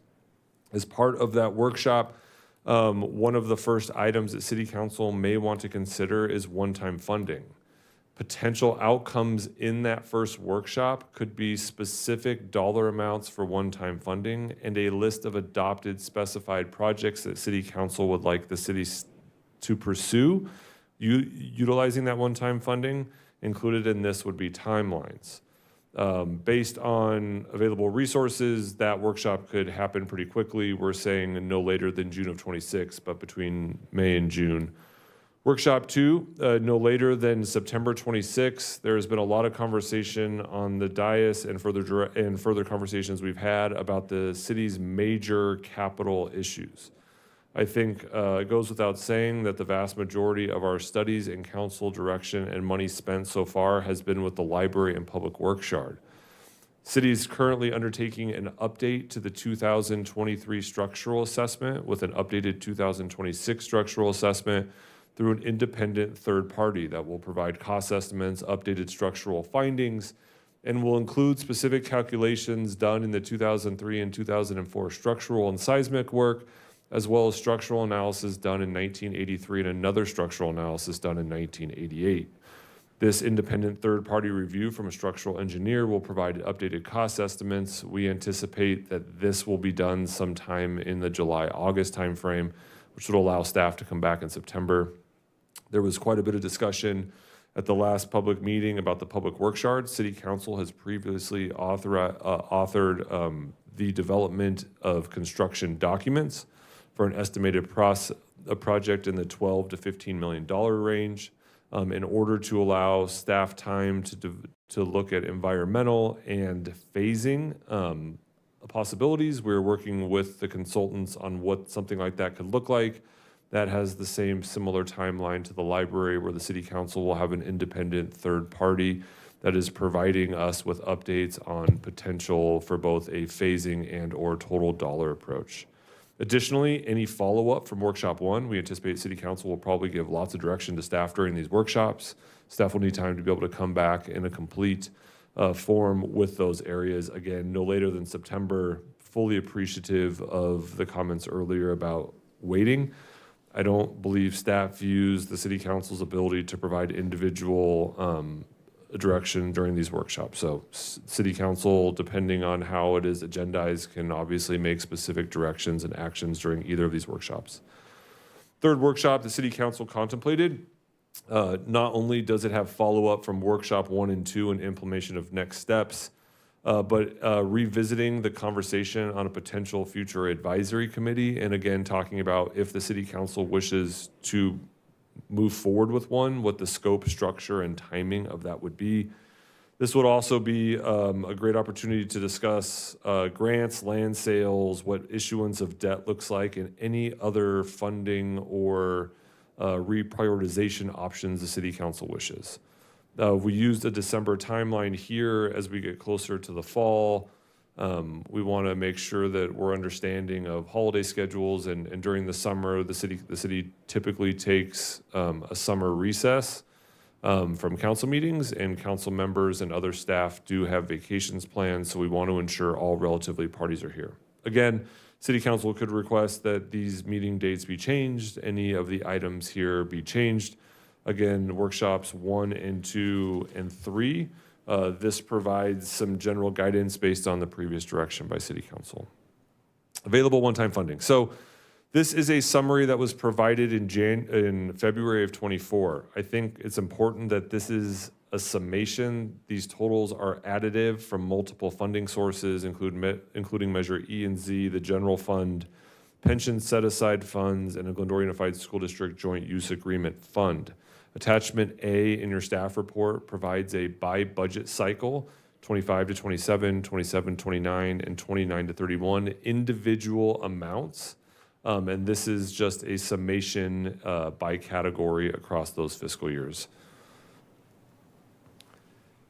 City Council asked for staff to revisit some of the fiscal guide rail options that we've placed over the dollar amounts. City Council has asked specific questions such as bond rating and impacts on city's overall operations. I must add that the reason the city is in the position to utilize one-time funding are for fiscal policy changes the City Council moved forward with upon the passing of Measure E. City was able to put aside additional funds for a rainy day to ensure that a down economic time will allow the city between 18 and 24 months to make structured policy decisions without impacting services to the residents. With that in mind, the city has also set aside additional pension set-aside funds.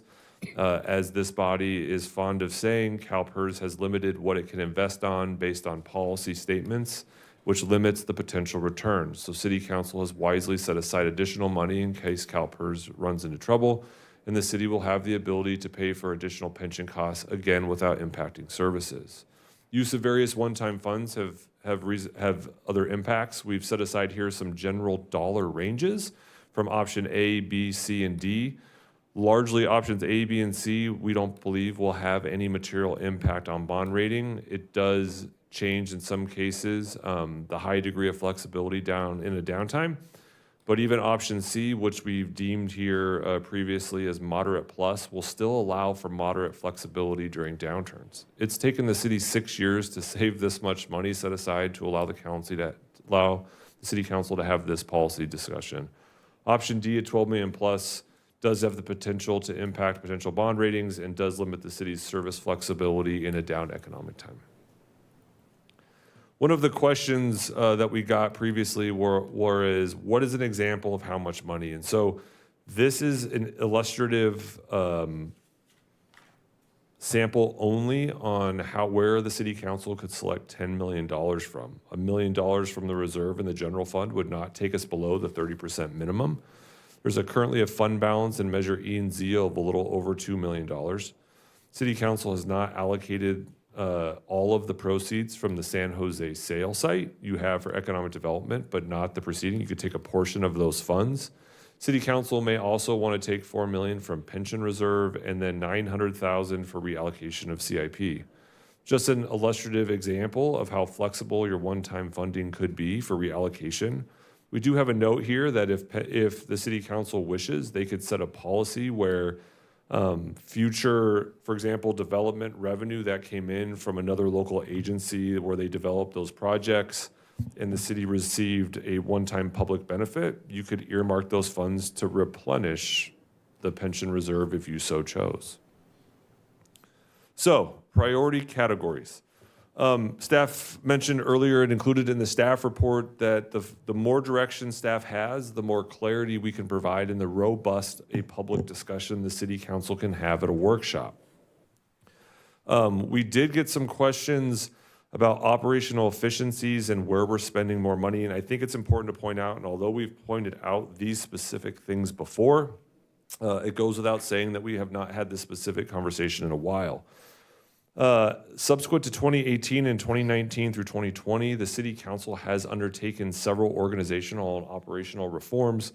We've restructured departments and centralized functions like landscaping, maintenance, and in some cases looking at trees, for example.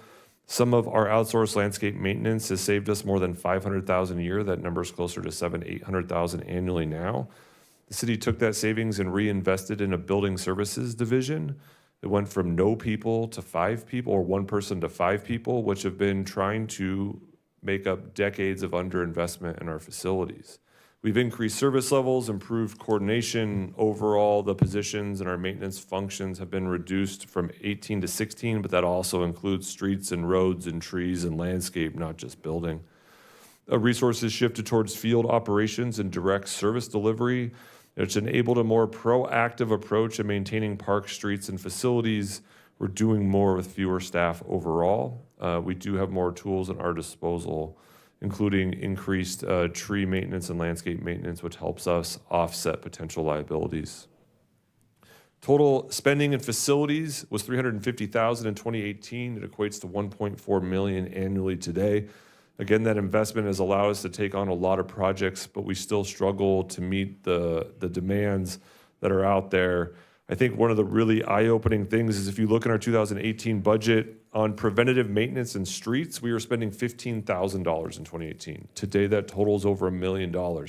Again, while we've collectively increased these maintenance in both streets and roads and facilities by over $2 million annually through some reorganization and efficiencies, it still is not enough for us to play catch up to the decades of underinvestment. This comment has been pointed out, and these things have been stated time and time again, but I do think it is important, and as some of the council comments, to remind the public that this has not been something we've undertaken overnight.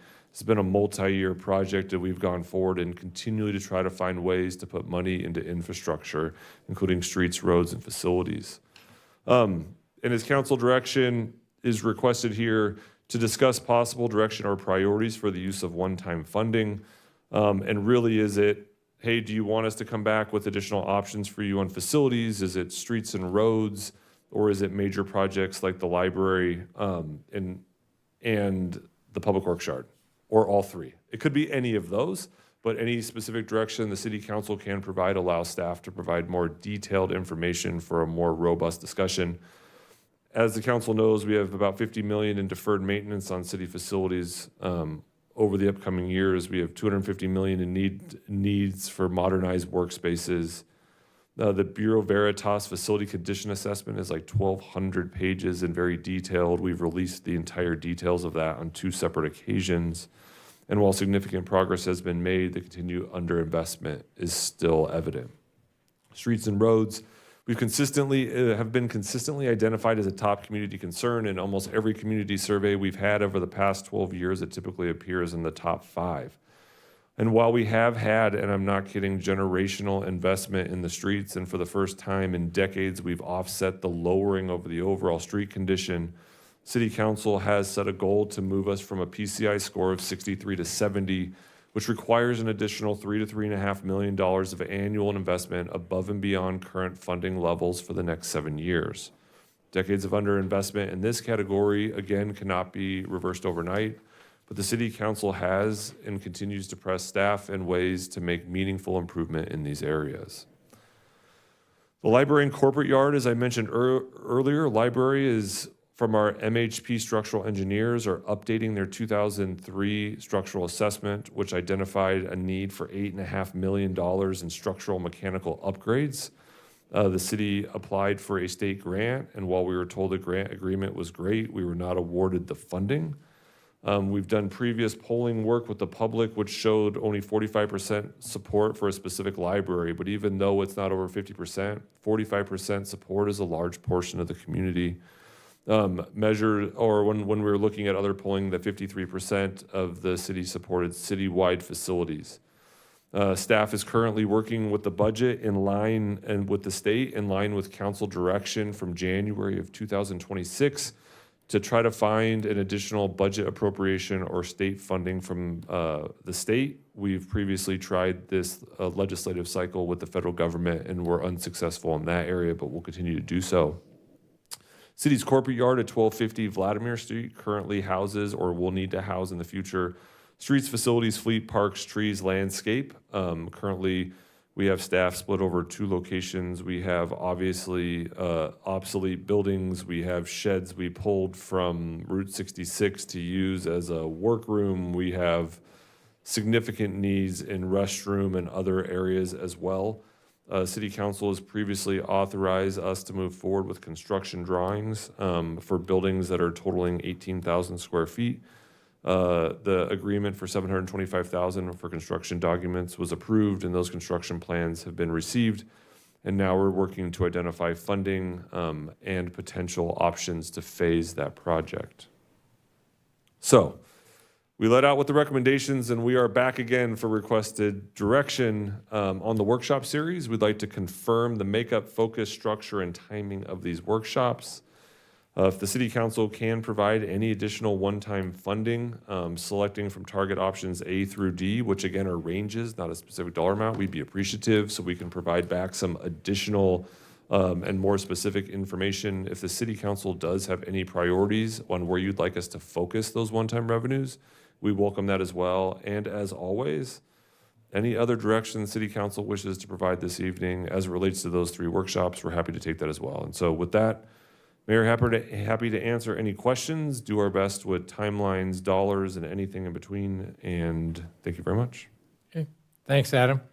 And I know there's an army of staff behind that to put this together, so appreciate their help as well.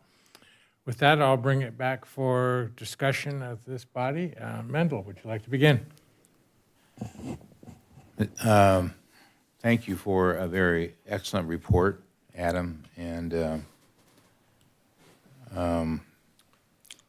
just a lot of stuff to say, so I'll try to be as brief as I can. But when Gary and Judy and I were elected, Gary B., there's a lot of Garys in town. So when Gary B. and I joined this body and Judy continued, what we didn't know is that we were operating at a deficit. We were pretty surprised to be told that. And so as people have heard, as staff has been more than upfront about it, we have used funds from Measure E that was passed in a timely way to do a variety of different things. And without that, services would have been cut, staff would have been cut. Would the city have, made it? Yes. But Measure E was a godsend. And I think that we can fully denote where those funds have gone and what they've done to better the city that we all love. And then Measure Z came. We weren't quite as bad. We've worked our way out of it. And but we were able to garner those funds, and they didn't go to who knows where within the big dark hole that LA County is. I have been on this body for 11 years now, and I'm tired of kicking the can down. So I've got a couple of motions that I'm ready to make. If I win, or if they're approved, it's not a win because we all want the same thing. We all want our city and the properties, the assets that we have to be the way they should be. And we've, I think, thoroughly outlined that they aren't. But I'm ready to, make a couple of motions. Now, you say, well, weren't you the guy that proposed these workshops? Yes, I was, and I believe in them, and I think that we should have them for a variety of different things. My hope is to look at everything. Not that Frog hasn't, but start with the data points that they have and the documentation that they have. Look at those things. Lay everything out. What needs to be fixed? What's our best guess? I know that Michael has met with several folks and That's good, but we should see all of that. And the people should see what the city has. It's not a cat and mouse game. It's just we all need to have everything out. We need to talk about potential grants. We're working on one now. And we need to talk about that. We need to talk about what privately that money could be raised for. We need to look at institutional funds. A couple of us have looked at that. We need to lay it out so everybody sees it. Everybody can speak into it, not just be told, but we, the body, need to hear that too. I was in a meeting this week with a man who everybody would know who I'm talking about if I said his name, and he gave a figure that the library could probably be pretty well fixed for $10 million. Really? Okay, let's talk. There's a lot of fixing there. And if we can do it for 10, I would agree. That's better than whatever the number is that we think it's going to be. We need to be intentional about making a list of, okay, what is absolutely first. Facilities are important. Gary made a very good point that we've got a plan to fix water and to enhance that, roads. We probably need to have a facilities plan, a robust plan, a documented plan that says this is what we need to achieve in how many years. We need to agree on that. And I don't want to be a part of the legacy of council after council after council for how many years. That's a debatable thing, and I don't mean to cast aspersions on any of their work. But darn it, it's time to move.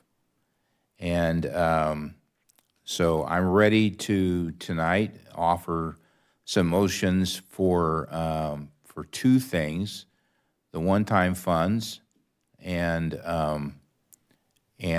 what our workshops are going to be looking like.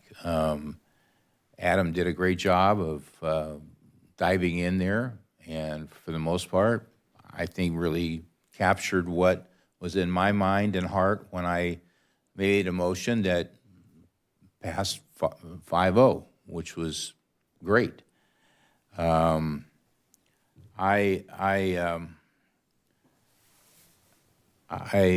I just want a robust exchange, an honest exchange, a truthful exchange, not on Facebook or Instagram but in a workshop. So anybody can walk in here or wherever we meet and say, I got this thought, I got this thought. And, listen, there's a lot of smart folks that we inhabit this city with. And believe me, we are not the smartest five. And so that's my heart. We just need to be bold here.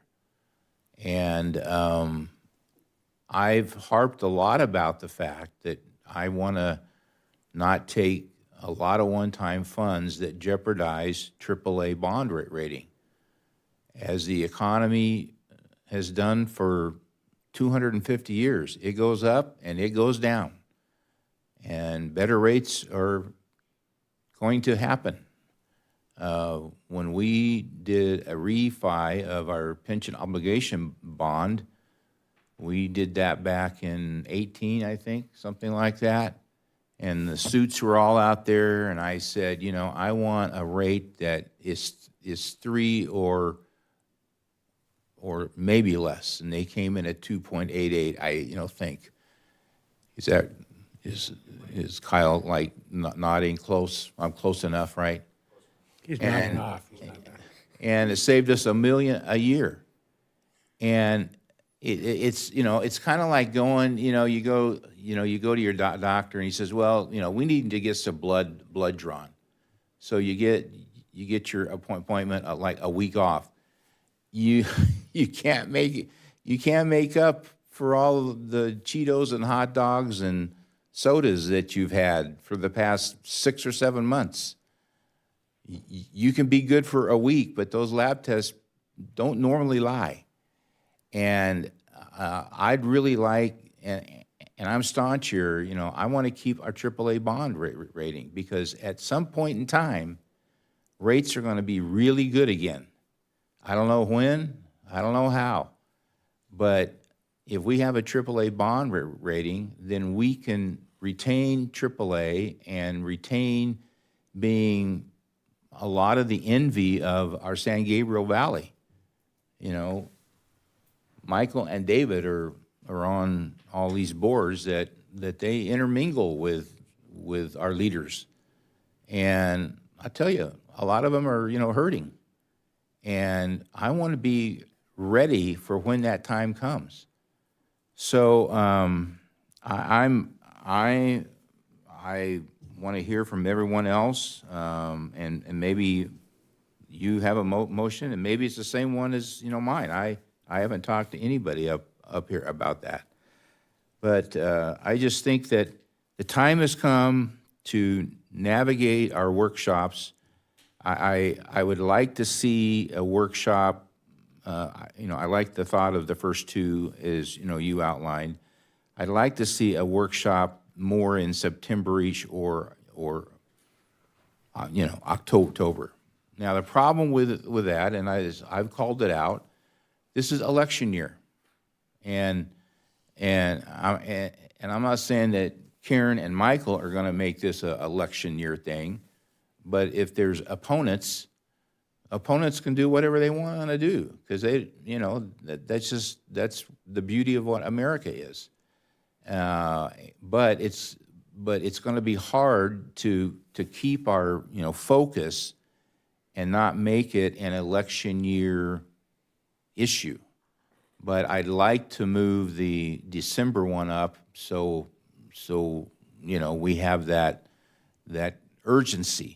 Because Gary's right, the optics are, oh man, you guys are the last one in December, and then by the time you reorganize and the eggnog kind of wears off, we're in March. And well, where'd all that time go?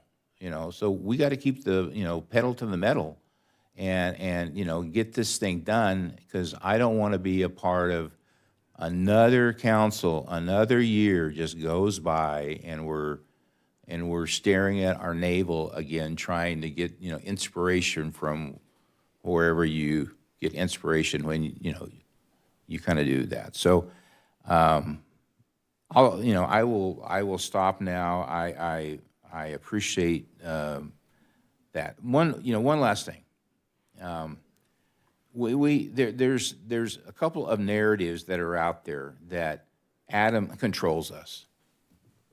And as I've said, the only person on this planet that controls me, or at least attempts to, is my lovely wife of 50 years. For you people who know her, you know she's the only one. So, when staff brings their best guess, I think it's important to, really go, they know a lot of stuff. But we're obligated, we're elected to serve the 50,000 people that live here and work here.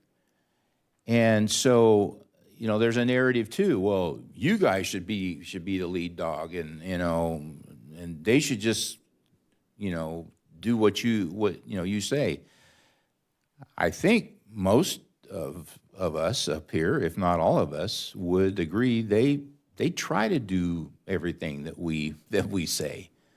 It may not look like it to you, but in the briefings that I've had in 11 years, we're not just talking about baseball and football. We're talking about hardcore stuff here. So I respect it. I respect what people think, but most of them have never worked with our staff. They're not in the meetings that we are. And at some point, I think we all share a common agreement that we are going to vote. We are going to give a direction. Direction is going to come from workshops, from one-on-one times that we meet for coffee.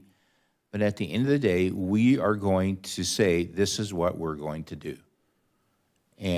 But we need a blend of listening to staff, listening to, experts, and yet understanding that we are responsible. And I hope that we can have that blend come out of the workshops after hearing from however many people show up and hearing what's going to be said on Wednesday night. I'm looking forward to hearing what people say. But we just need to be aware that there's narratives that are out there, and there's a no-win. I mean, it's sad, but our political world is, you're in one camp or the other. You can't compromise. Well, yeah, you can. That's what we're about. So I hope that we can have a spirit of working together. That's it. Thank you, Mendel. Karen. Thank you. And to your point that we're not 5 experts, that's exactly why we hire staff that are experts in their field, because they bring to the table information that then we can set policy and direction based upon information that they help us to gather. So, Kyle is the financial whiz over there. Annie is the world of human services and recreation and sports. Donna brings the knowledge from the library world and beyond. And then, of course, without saying, our law enforcement experts and Valerie. So that is why we have staff that is diverse. So yes, they bring that knowledge, and we appreciate it. But one of the things that I have seen happen is that the city council for many years didn't want to raise water rates, didn't want to do certain things because it takes intestinal fortitude, because the public will have feedback and you have dialogue and you make a decision.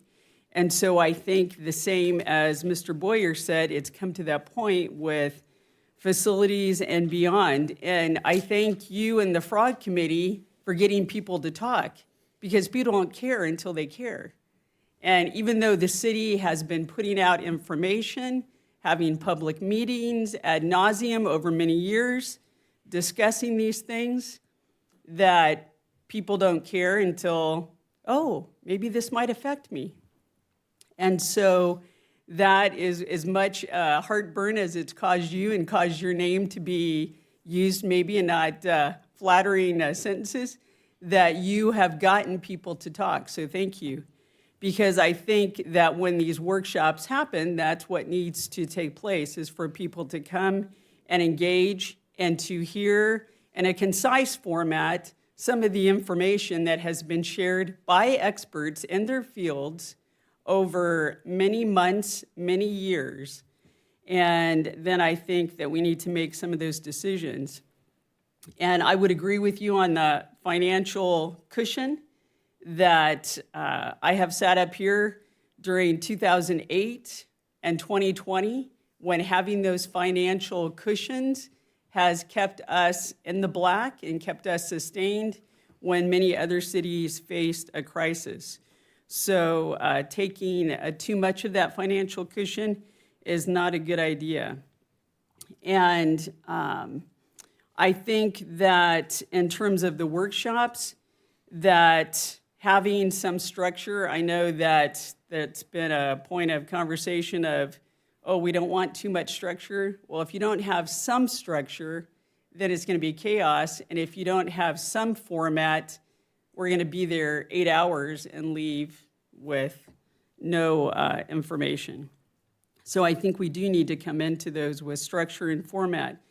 And I think just trying to, and maybe I know that you addressed this question that I had about maybe in that first workshop, telling people how we've got there, of course, in a more concise format, but people have seen pictures of a new civic center and said, well, why do you have that if the issue is the library or the public works yard? But it is part of that bigger picture. It has been part of the conversations, and the city council did arrive at that decision to look at it as a civic center plan. That wasn't something that staff or anybody else made up, that was something that came out of our conversations. So just giving that other piece of how that all fits together, I think would be helpful. And in terms of the community input, I think it's important for us to discuss how that would happen at those workshops. Is it question and answer? Is it open dialogue? Is it just public comment at the beginning and the end? Because I think for the public, that will help them to know how they're engaging in those dialogues, is to be able to know how that's going to take place. So I would agree with going forward with the workshops and doing that sooner than later. And I would say in terms of the fiscal guardrails, that probably B and at the most C. But I think B would allow us still to have a cushion for anything else like 2008 or 2020. So, thank you. Thank you, Karen. Shauna? Thank you, Mr. Mayor. I won't beat a dead horse. I do agree with what my colleagues have said. Mendel, you've been here for 11 years and you don't want to kick the can down the road. I've been here for 1, and I'm not a kick the can down the road kind of a person, so I'm ready to make hard decisions and tackle this for the benefit of the city. Looking at our list here for a second, so the workshops, I kind of appreciate how you have laid it out and given some options here.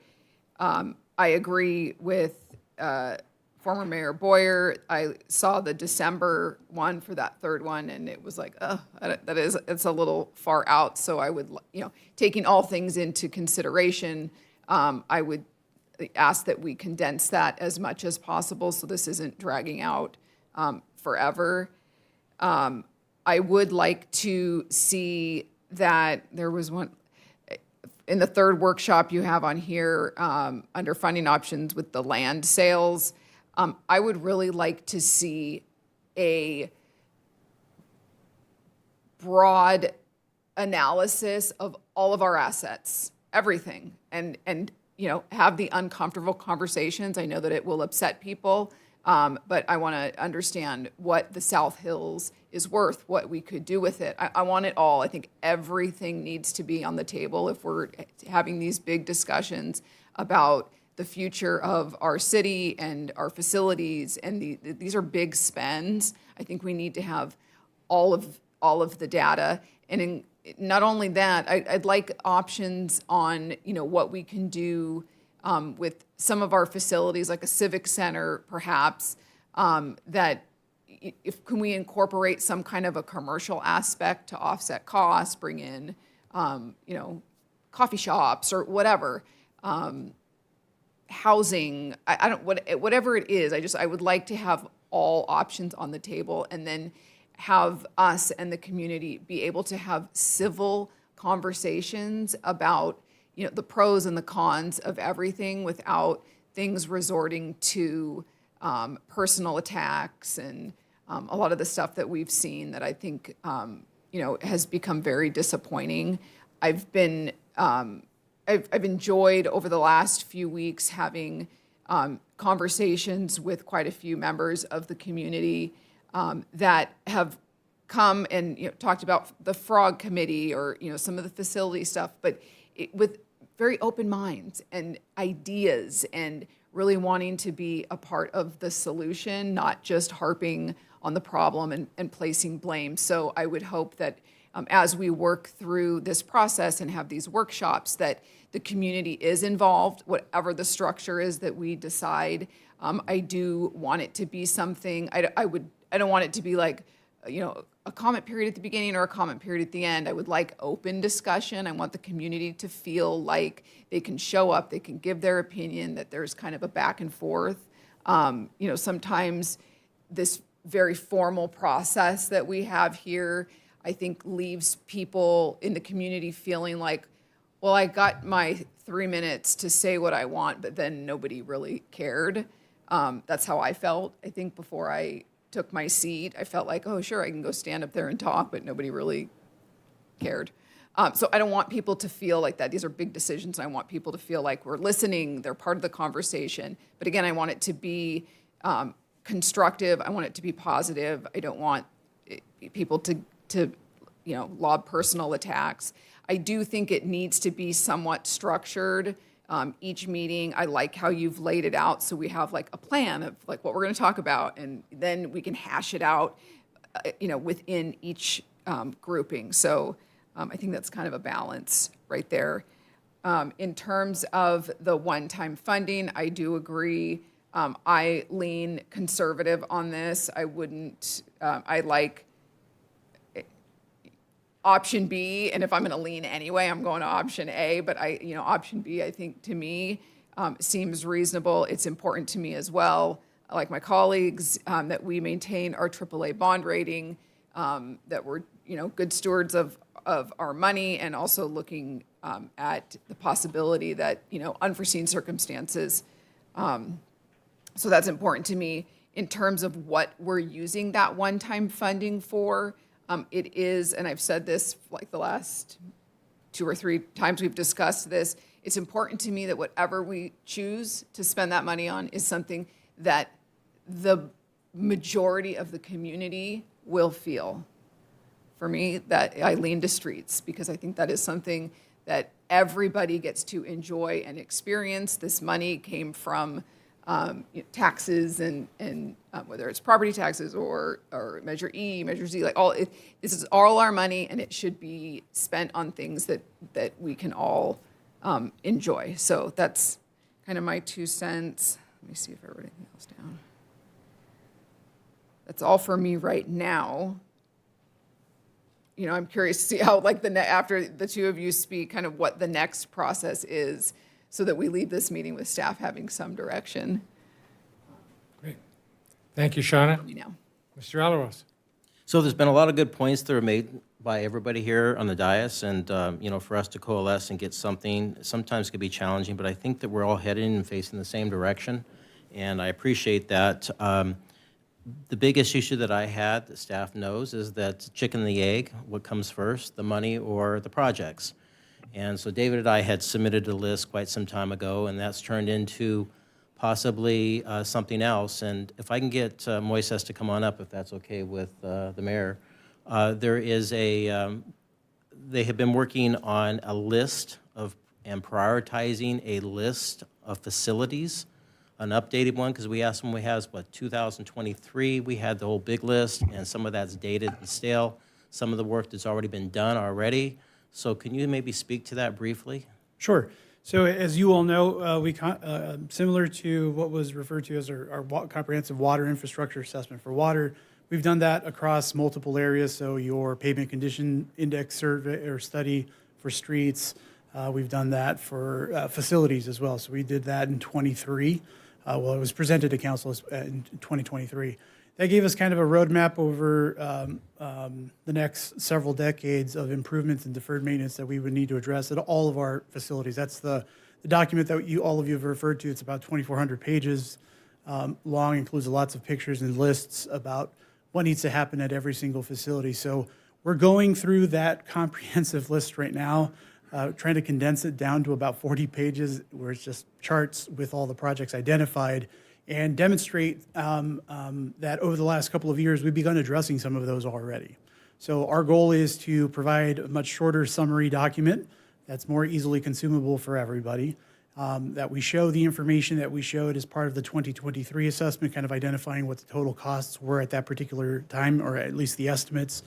Identify which projects have already been completed across all of our facilities, so we'll subtract those from the number, and then give you a new total with kind of an escalation price just based on what we've experienced. A number of the projects that we've completed that are identified in the facilities assessment came back considerably higher than what was originally estimated in that facilities assessment. So we will have that information available to you. We started with Mayor Friedendahl and Councilmember Alawas. We recognize that this is going to be an important topic of conversation in the course of the workshops, so we'll be able to give you that information comprehensively. Last thing I'll point out is all of the information that's contained in the 2,400-page document actually is in a software platform that we have access to, where we can prioritize all of the projects based on most amount of need. And so we're going to go through that list. We're going to clean it up. We're going to make sure we're going to give you, top 25, top 50 projects that we have throughout all of our facilities, and kind of give you a menu of options, so to speak, when it comes to those potential improvement areas. Thank you very much for that. I appreciate that. No problem. So that's going to be a great tool for us to move forward and to alleviate some of my concerns about picking a number for staff to work with. And we were given a great chart here, so thank you very much for this chart of when the monies can possibly come in and a risk tolerance of if it's going to happen or not, which is really very, very, very valuable, and it gives me a comfort level of picking a certain number. Part of my concern is CalPERS being 2 years in the rear. We don't know, to your point earlier you made about the investments, of where that's going to be. So I think all of us don't really want to touch any of the set-asides that we have, but we have other monies that currently in this fiscal, plus all the years going out, we have different monies coming in, and that's very important. So I'm really comfortable with option C of $12 million, $8 to $12 million, because we have monies coming in to back into that. And if we were to get into trouble, you also have some reserves that you can come and backfill that if we need. And I think there's other funds that will come here. And I too have an issue with December date. I'd like to have that pulled in. I agree with what my colleagues have said with that. I think maybe a September date or whatever. For whatever reason, I don't think that needs to be that far out. The structure, for the most part, I agree with how you've laid this out in the different tranches. I think that we should treat the library and the maintenance yard as separate entities because they're big animals to fund. And I would like to see some sort of a vehicle for staff to go and find monies on an annual basis, either to float debt or to use it for facilities in the future, so we have a plan going forward. My concern is we have the one-time monies, but then what do we do in the out years? I don't want to go back into the same loop. The plan that we had talked about, like we did with water and streets, if staff can come back and say, this is some of the funds, the money today is cheaper than the money tomorrow, so if we can either do a debt of some sort, I'm sure Mendel can come up with some ideas as well, that we can maybe get some of the stuff done and then pay it through the cash flow that you folks can find. Yeah, I would just add to that front and appreciate the commentary. It's incredibly helpful. And on Workshop 3, when we talk about some of the funding options there, one of the items specifically is debt. I think as we've shared with this body before and the council members during briefing, is the issuance of debt with the city's bond rating has been mentioned numerous times this evening. Is not the issue, it's paying it back that's the problem. And so City Council would have to engage in then a pretty robust discussion about priorities and what city services do we not want to provide to have the capital. So, and I think you've mentioned that as we've had our briefings is a tough conversation. So, part of having the December date obviously is also was mentioned this evening is City Council on his strategic plan has a workshop scheduled for South Hills. And so some of the initial feedback we got back, and I think it's really important to point out that the strategic plan item about South Hills isn't to sell South Hills, it's to determine what South Hills is worth. not just from a financial perspective, but also as a community asset used by our community for that conversation to be had. So we don't want to conflate any of the issues, but also provide our opportunity to engage with a consultant to, again, provide a third-party independent analysis where city council can bring someone up and ask 1,000,005 questions in public about that item. We don't want that to be a political item. I mean, obviously, the city council is a political body by its very nature, but at the same time, we want to avoid the politics of any sort of those situations and focus more on the merits of the discussion instead of the politics of one. So appreciate that feedback, council member, and I think a lot of those items, I think from staff's perspective, we could cover in workshop 3, and it's the timing they're in and trying to squeeze that in and work with some of the consultants to provide that information independent basis or on a timely basis. That is the challenge here. So I think by all means, I think we've heard loud and clear now from 4. We'll do our very best to try to consolidate that time frame. We also want to have adequate time as council provides direction to staff to come back with those answers in a robust and meaningful manner. Staff is eager to get direction, to move forward, to put a shovel in the ground and move forward with some of these projects. And we appreciate the direction so far this evening. So we're still here. I'm basically done, but I know we need to hear from David next. But I know that you replay our meetings over and over. Did I hear that right? Is there something that's missing that you still need to hear besides what David's going to say next? Before the mayor speaks, if you wouldn't mind, Mayor, I will regurgitate some of the stuff that we've heard this evening just to make sure we're not misspeaking here. So to the extent possible, I know we've mentioned a September timeframe for workshop 3, which would then move the no later date for workshop 2. We're going to do our best to work around. I'm not so concerned about vacation plans of staff, but more travel plans of the city council. I know all of you would like to be at every single workshop, and so working through those schedules will be an important task as we move forward with scheduling those. We've looked at providing clarity as it relates to how we got here to ensure that we cover the Civic Center conversation and why it is that we looked at that in the first place after receiving news about the library. We've talked a lot about streets and roads and priorities and looking at facilities. Talked about utilizing the existing list of unfunded maintenance needs and how that relates to the investments we've made. Talked about standalone conversations for the library and public works yard. Those are, I believe, as a council member previously said, BHAGs, a big, hairy, audacious goal. And we're happy to, and I think, Mendel, that was your comments in 2023 as it relates to that. So, I think we can have those specific conversations on each of those facilities independently to answer all the outstanding questions so that we can make sure that we encapsulate the issues surrounding or the policy issues surrounding those. And then we can cover under the funding options. I know we listed grants, land sales, issuance of debt, and a catch-all category other, but it definitely seems, and we'll look at someone was mentioned at the end for public-private partnerships or triple Ps as it relates to potential commercial or housing options as ways to move forward with some of these major projects as well. So, I think that is the overarching items that are there. But as always, we'll go back and watch like we do and make sure we don't miss anything. So with that, Mayor, sorry. Well, and one of the other comments that came up was about how the public engages. What Absolutely. shape that takes. Yeah, the mayor is the facilitator of all those workshops. And so we've done them a couple different ways in the notes here. We've opened up public comment first. We've done staff presentations. We've opened up public comment again. We've encouraged people to come up and speak their mind. I'm sure depending on the audience and size and scope, I'm pretty sure we can make sure that people's voices and opinions are heard and take the necessary breaks. So happy to figure out the best way to do that in facilitation, whether it's walking around with the microphone, whether it's calling people up individually. I know sometimes people are hesitant to come up and speak in a microphone because it's close and it's a little uncomfortable, but they'll raise their hand and a microphone comes to them. They're happy to ask a question. So happy to facilitate that on however we need. Okay. Mayor.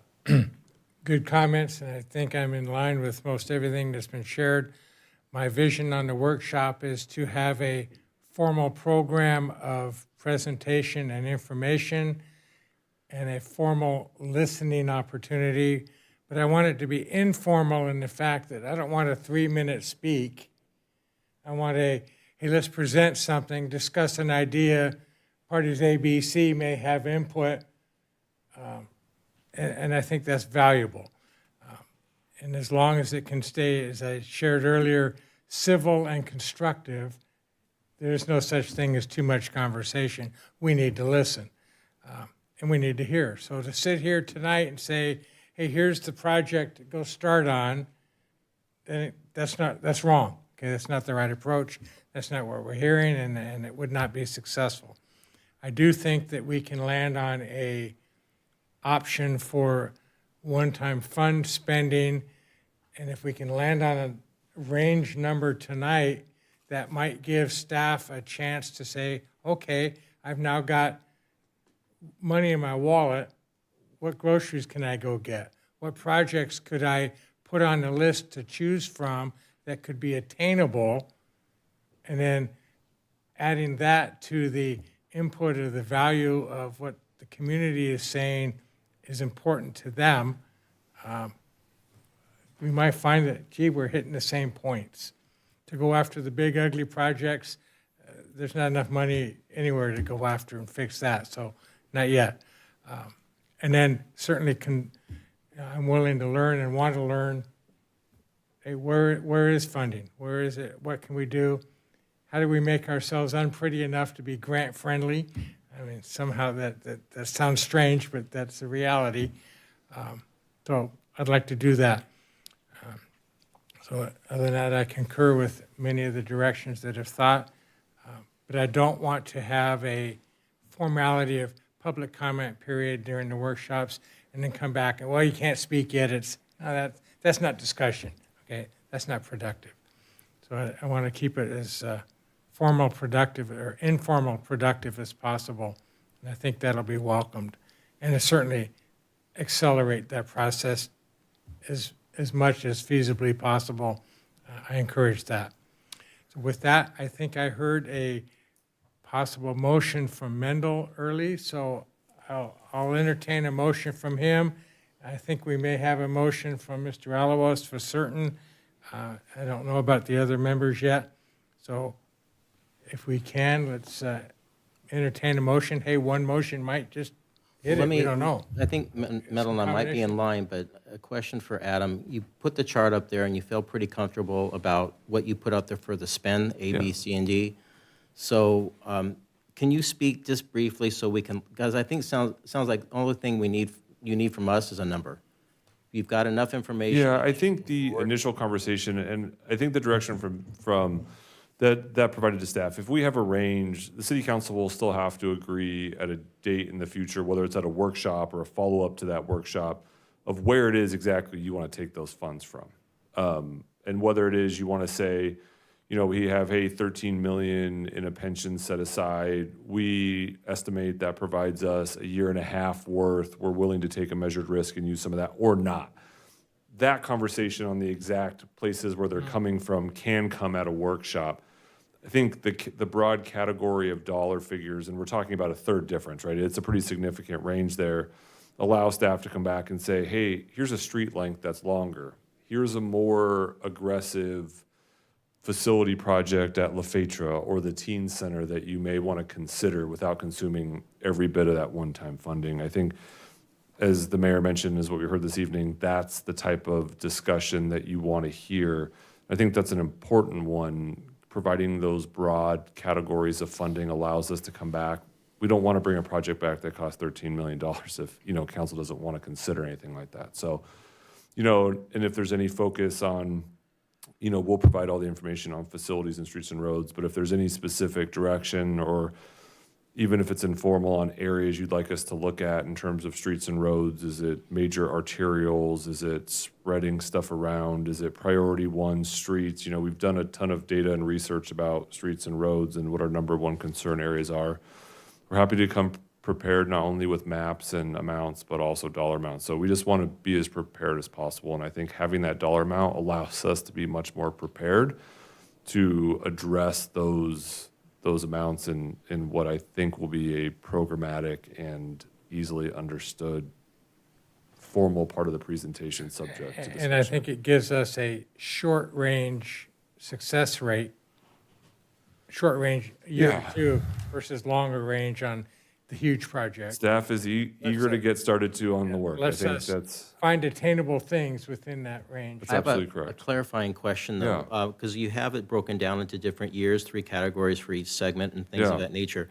So how long will it take you to put the money to work once we decide to do this? Because you have to go through the bid It process. depends what the projects are, right? So Correct. let's say it's, for the sake of argument, 5 million streets. Staff could go look out and bid that entire bid package or bid ones that are of similar type. Is it more comprehensive street reconstruction, or is it, a newer project like chip seal, which is slurry seal but thicker and lasts longer? Is it something like Route 66 on various areas, right? So we can package some of those together. So the timing of the projects may vary based on the ultimate market basket, but it's possible you could, some of the street projects we could turn around quickly, some of the facility projects we may be able to turn around quickly depending on what it is.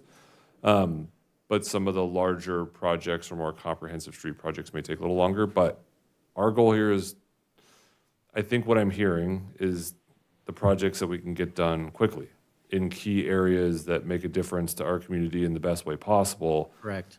In looking at the data available, I'm pretty confident we can move forward quickly. So the more clear direction we have, even at a workshop, we can begin on that work while we're still conducting the other workshops on the other big topics that we will have to consider. So So that's also the what I'm intention trying here. to also, that's a great segue, because also it gets us into the next fiscals, which there's other monies coming in, so we may have other bites of the apple. That's correct.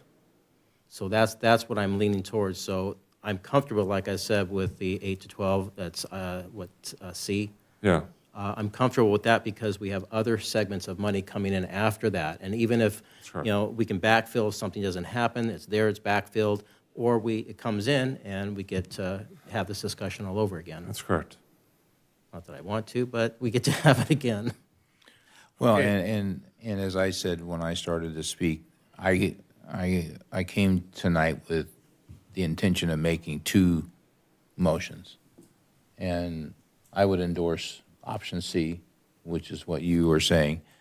And I think it's important to give the staff time to, move the cash around.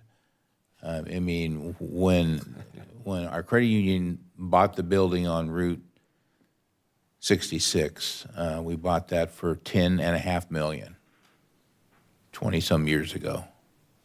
Man, I wonder what it would be worth now. I was like, that's a good buy. But, we didn't have any debt because we deal in cash, so we just pay cash for it. But, you got to look at your investment tranches, and you don't want to spend all of your cash, because then Kyle wouldn't sleep at night if all of his cash was spent, his cash, not notes and bonds and stuff. So I think, to be fair, my thought tonight was to say, okay, I'm gonna try this, at least to give the staff, and if it should pass, then you guys can say, okay, I gotta in the next X amount of months cobble $8 to $12 million, and you guys need that time, because we're not in a crisis, and you want to make sure it's prudent. So that was one of the motions that I was going to make, but I'll second if you're, Do I hear a motion here somewhere? option I'll C. I'll make the motion for option C. And then my thought is, yes, like you said, have staff come back and say, okay, streets, some low-hanging fruit in terms of, facilities, then we can talk about that. I mean, we don't have to, build the ark like right now, but, That'll be workshop 1, is build the ark, yeah. yeah. Well, that's just, in honor of Karen, and So we have a motion on the table. So we have a motion on the table to recommend option C, I would say second. and Can I ask a question real Yeah, fast? direct So staff to the concern of Councilmember Elias and myself, Yeah. if we say the 8 to 12, but maybe feel more comfortable maxing at 10. Is there that flexibility there? Yeah, I think we'll be able to provide ample projects where council can build together a menu of items. I mean, that could range from, I mean, we can provide you a list of items that's $50 million if you want. But no, I think the list of options will far exceed the dollar amount in option C, but will allow council to facilitate a public discussion. And that's not to say you can't pick items that aren't on the list either. I mean, but it'll serve as a good guideline for what those are. So yes, I think there will be, based on commentary this evening, a robust discussion on exactly what that amount should be. But 8 to 12 million in option C as a guideline does provide us some really good feedback onto the types of projects or numerous projects that can be provided. And on that tool that Moises made, Yeah. about you can pick and choose, and that will be like a spreadsheet, it'll add up to the bottom. I'm sure we could figure that out for you guys. He's saying yes. Yeah, we've talked about independently, like flash polling in an audience where you have software, you can use your mobile phone. Obviously, it's not scientifically valid and you can stack the deck, you know, when you come into those meetings. But any of those interactive tools that we have, absolutely, we can look at providing as a meaningful method for interaction with a group. So So we get happy, to go shopping with a calculator. you should be able to, yes. Perfect. And if we land on 10 million or 12 million or 8 million, we can decide which projects. Yeah, and we will do our best to help you out with the timing on some of the other one-time funds, especially as it relates to development projects. And so we should be able to have much better conversation about that and timing. Because it is, you know, moving money around, but it's moving it, as Mendel mentioned, in the appropriate fashion. And Kyle, for the last 2-ish years now, almost 3 years, as we've been having this conversation, if you look at the investment reports, as Mendel does a lot and asks questions about various investments, we've been creating a more liquid environment to have these conversations. So staff has really been doing, especially on the finance side, a tremendous job setting up for this conversation this evening and in the future. Is it possible to amend the motion to cap it at 10 tonight? God, that 12 just seems, makes me nervous. I want to give staff the tools that they need to come back to us. We can do that on the fly when we have the workshops. We can choose not to go to 12. We can choose collectively to go to 10 or 8 or whatever, depends on what they bring forward. Okay, I believe we have a motion from Mr. Alalos, a second from Mr. Thompson, and I think I see a comment coming from. Well, so if you want to propose the amendment, you do that now, or else you let the existing motion go through for votes. I mean, as long as we have the ability to amend it in the future, I'm going to trust that. As far as I understand, the motion is just the guideline for staff to come back with amounts that could add up to that. I mean, they'll it add says up to 8 more to than that. 12. I mean, 10 is right there in the middle. It you know, does. Yeah, and that was my. Subject to exact council question. decision at the actual workshop for direction, yes, absolutely. Exactly. Okay, and I have one last question. Yes, sir. Does this give staff the direction they were hoping for to Yeah. proceed toward workshop? I just want to make sure we're clear on one point. Workshop 2 is the library and public works yard, and that's not part of the one-time conversation. Is that Correct. clear? Correct. That's what I'm hearing. That's what I'm hearing. I just want to make sure that is what the council's intention is. Correct. Okay, thank you. Yes, we are clear. And Adam, that motion includes approving the workshop series frameworks, including the timing and structure? With the recommendation to speed those up as quickly as possible, plus incorporating feedback on the scope of the individual projects. Okay, I'm not sure I accurately heard. Sorry. Well, so actually, so 'Cause I was you don't gonna need make to- a you don't need a motion on, motion. you You know, don't on need the a motion workshops. for every single item that was discussed. There's supposed to be direction given generally, which has been received. This specific issue about the funding amount, to get an approval for that would be helpful. So if you want to make additional motion, so I would suggest that we. I was going to vote on make this an motion, additional and then if there's additional motion motion. surrounding the workshops. It's not going to conflict with you except on one point, and and I've already said that. Bring the last date. You want to amend the motion? Yeah, that's correct. Let's finish the motion on the funding discussion, and then we can entertain a second motion for a recommendation. So I'd ask us to please vote.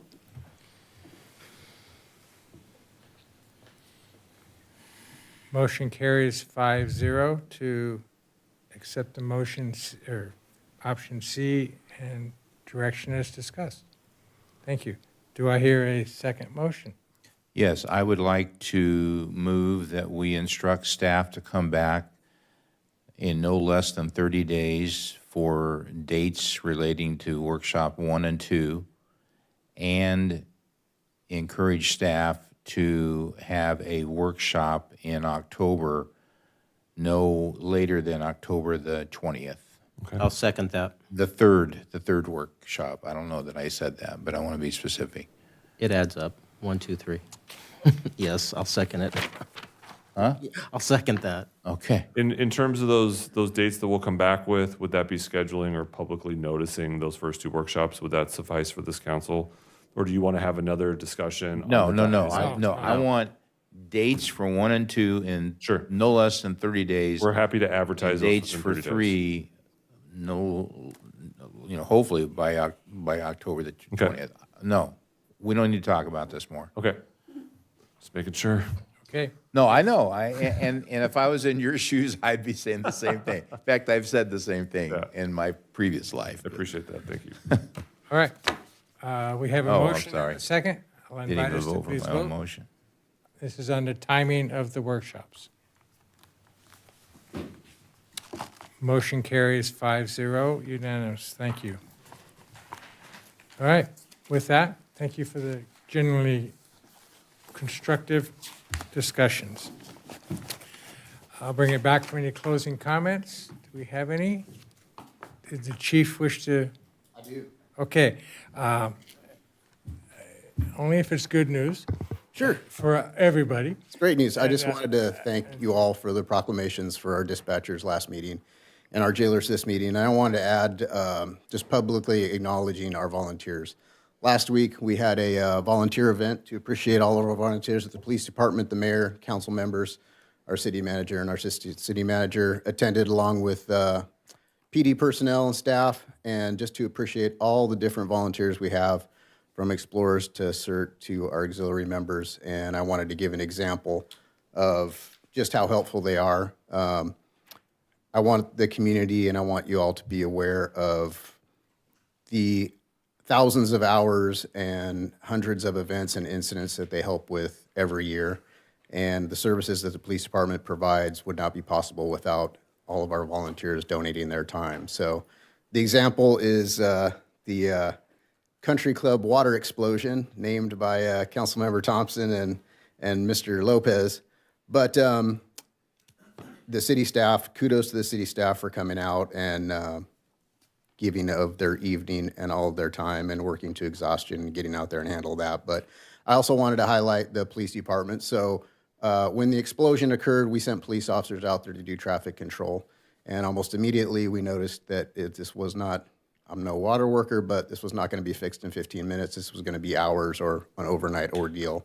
So immediately we put out the call to our police volunteers, and they came out, took the position of our police officers and stayed there and worked traffic control, freeing up our police officers to keep our community safe. So just one small example of what our volunteers do day in and day out. And like I said, thousands and thousands of hours that they donate to this community. So thank you to all of you for your proclamations, and thank you to our volunteers for all they do.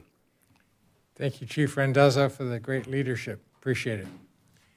Okay, with that, I will adjourn tonight's meeting in memory of Jerry Croissant, unless Karen had something else to say. Yes, sorry, sir. I meant to mention this earlier, that tomorrow, the last Wednesday in April every year is called Denim Day, because April is Sexual Awareness Month for the many people who have been sexually assaulted. And so tomorrow, people, you may be seeing city employees, you may see people anywhere and everywhere wearing denim, and that is to draw awareness to that of a case that occurred where a victim was said that because of the jeans she was wearing was the reason that she was sexually assaulted. So if you see people tomorrow, that is just to remind you of that. And for us in this area, the YWCA, as well as House of Ruth and other places locally, provide support and guidance to people that may find themselves in that situation. But I just wanted to highlight that awareness. Thank you. Thank you very much. Any other comments? Okay, I will adjourn us at 9:46 in memory of Jerry Croissant. He will be greatly missed. Good night.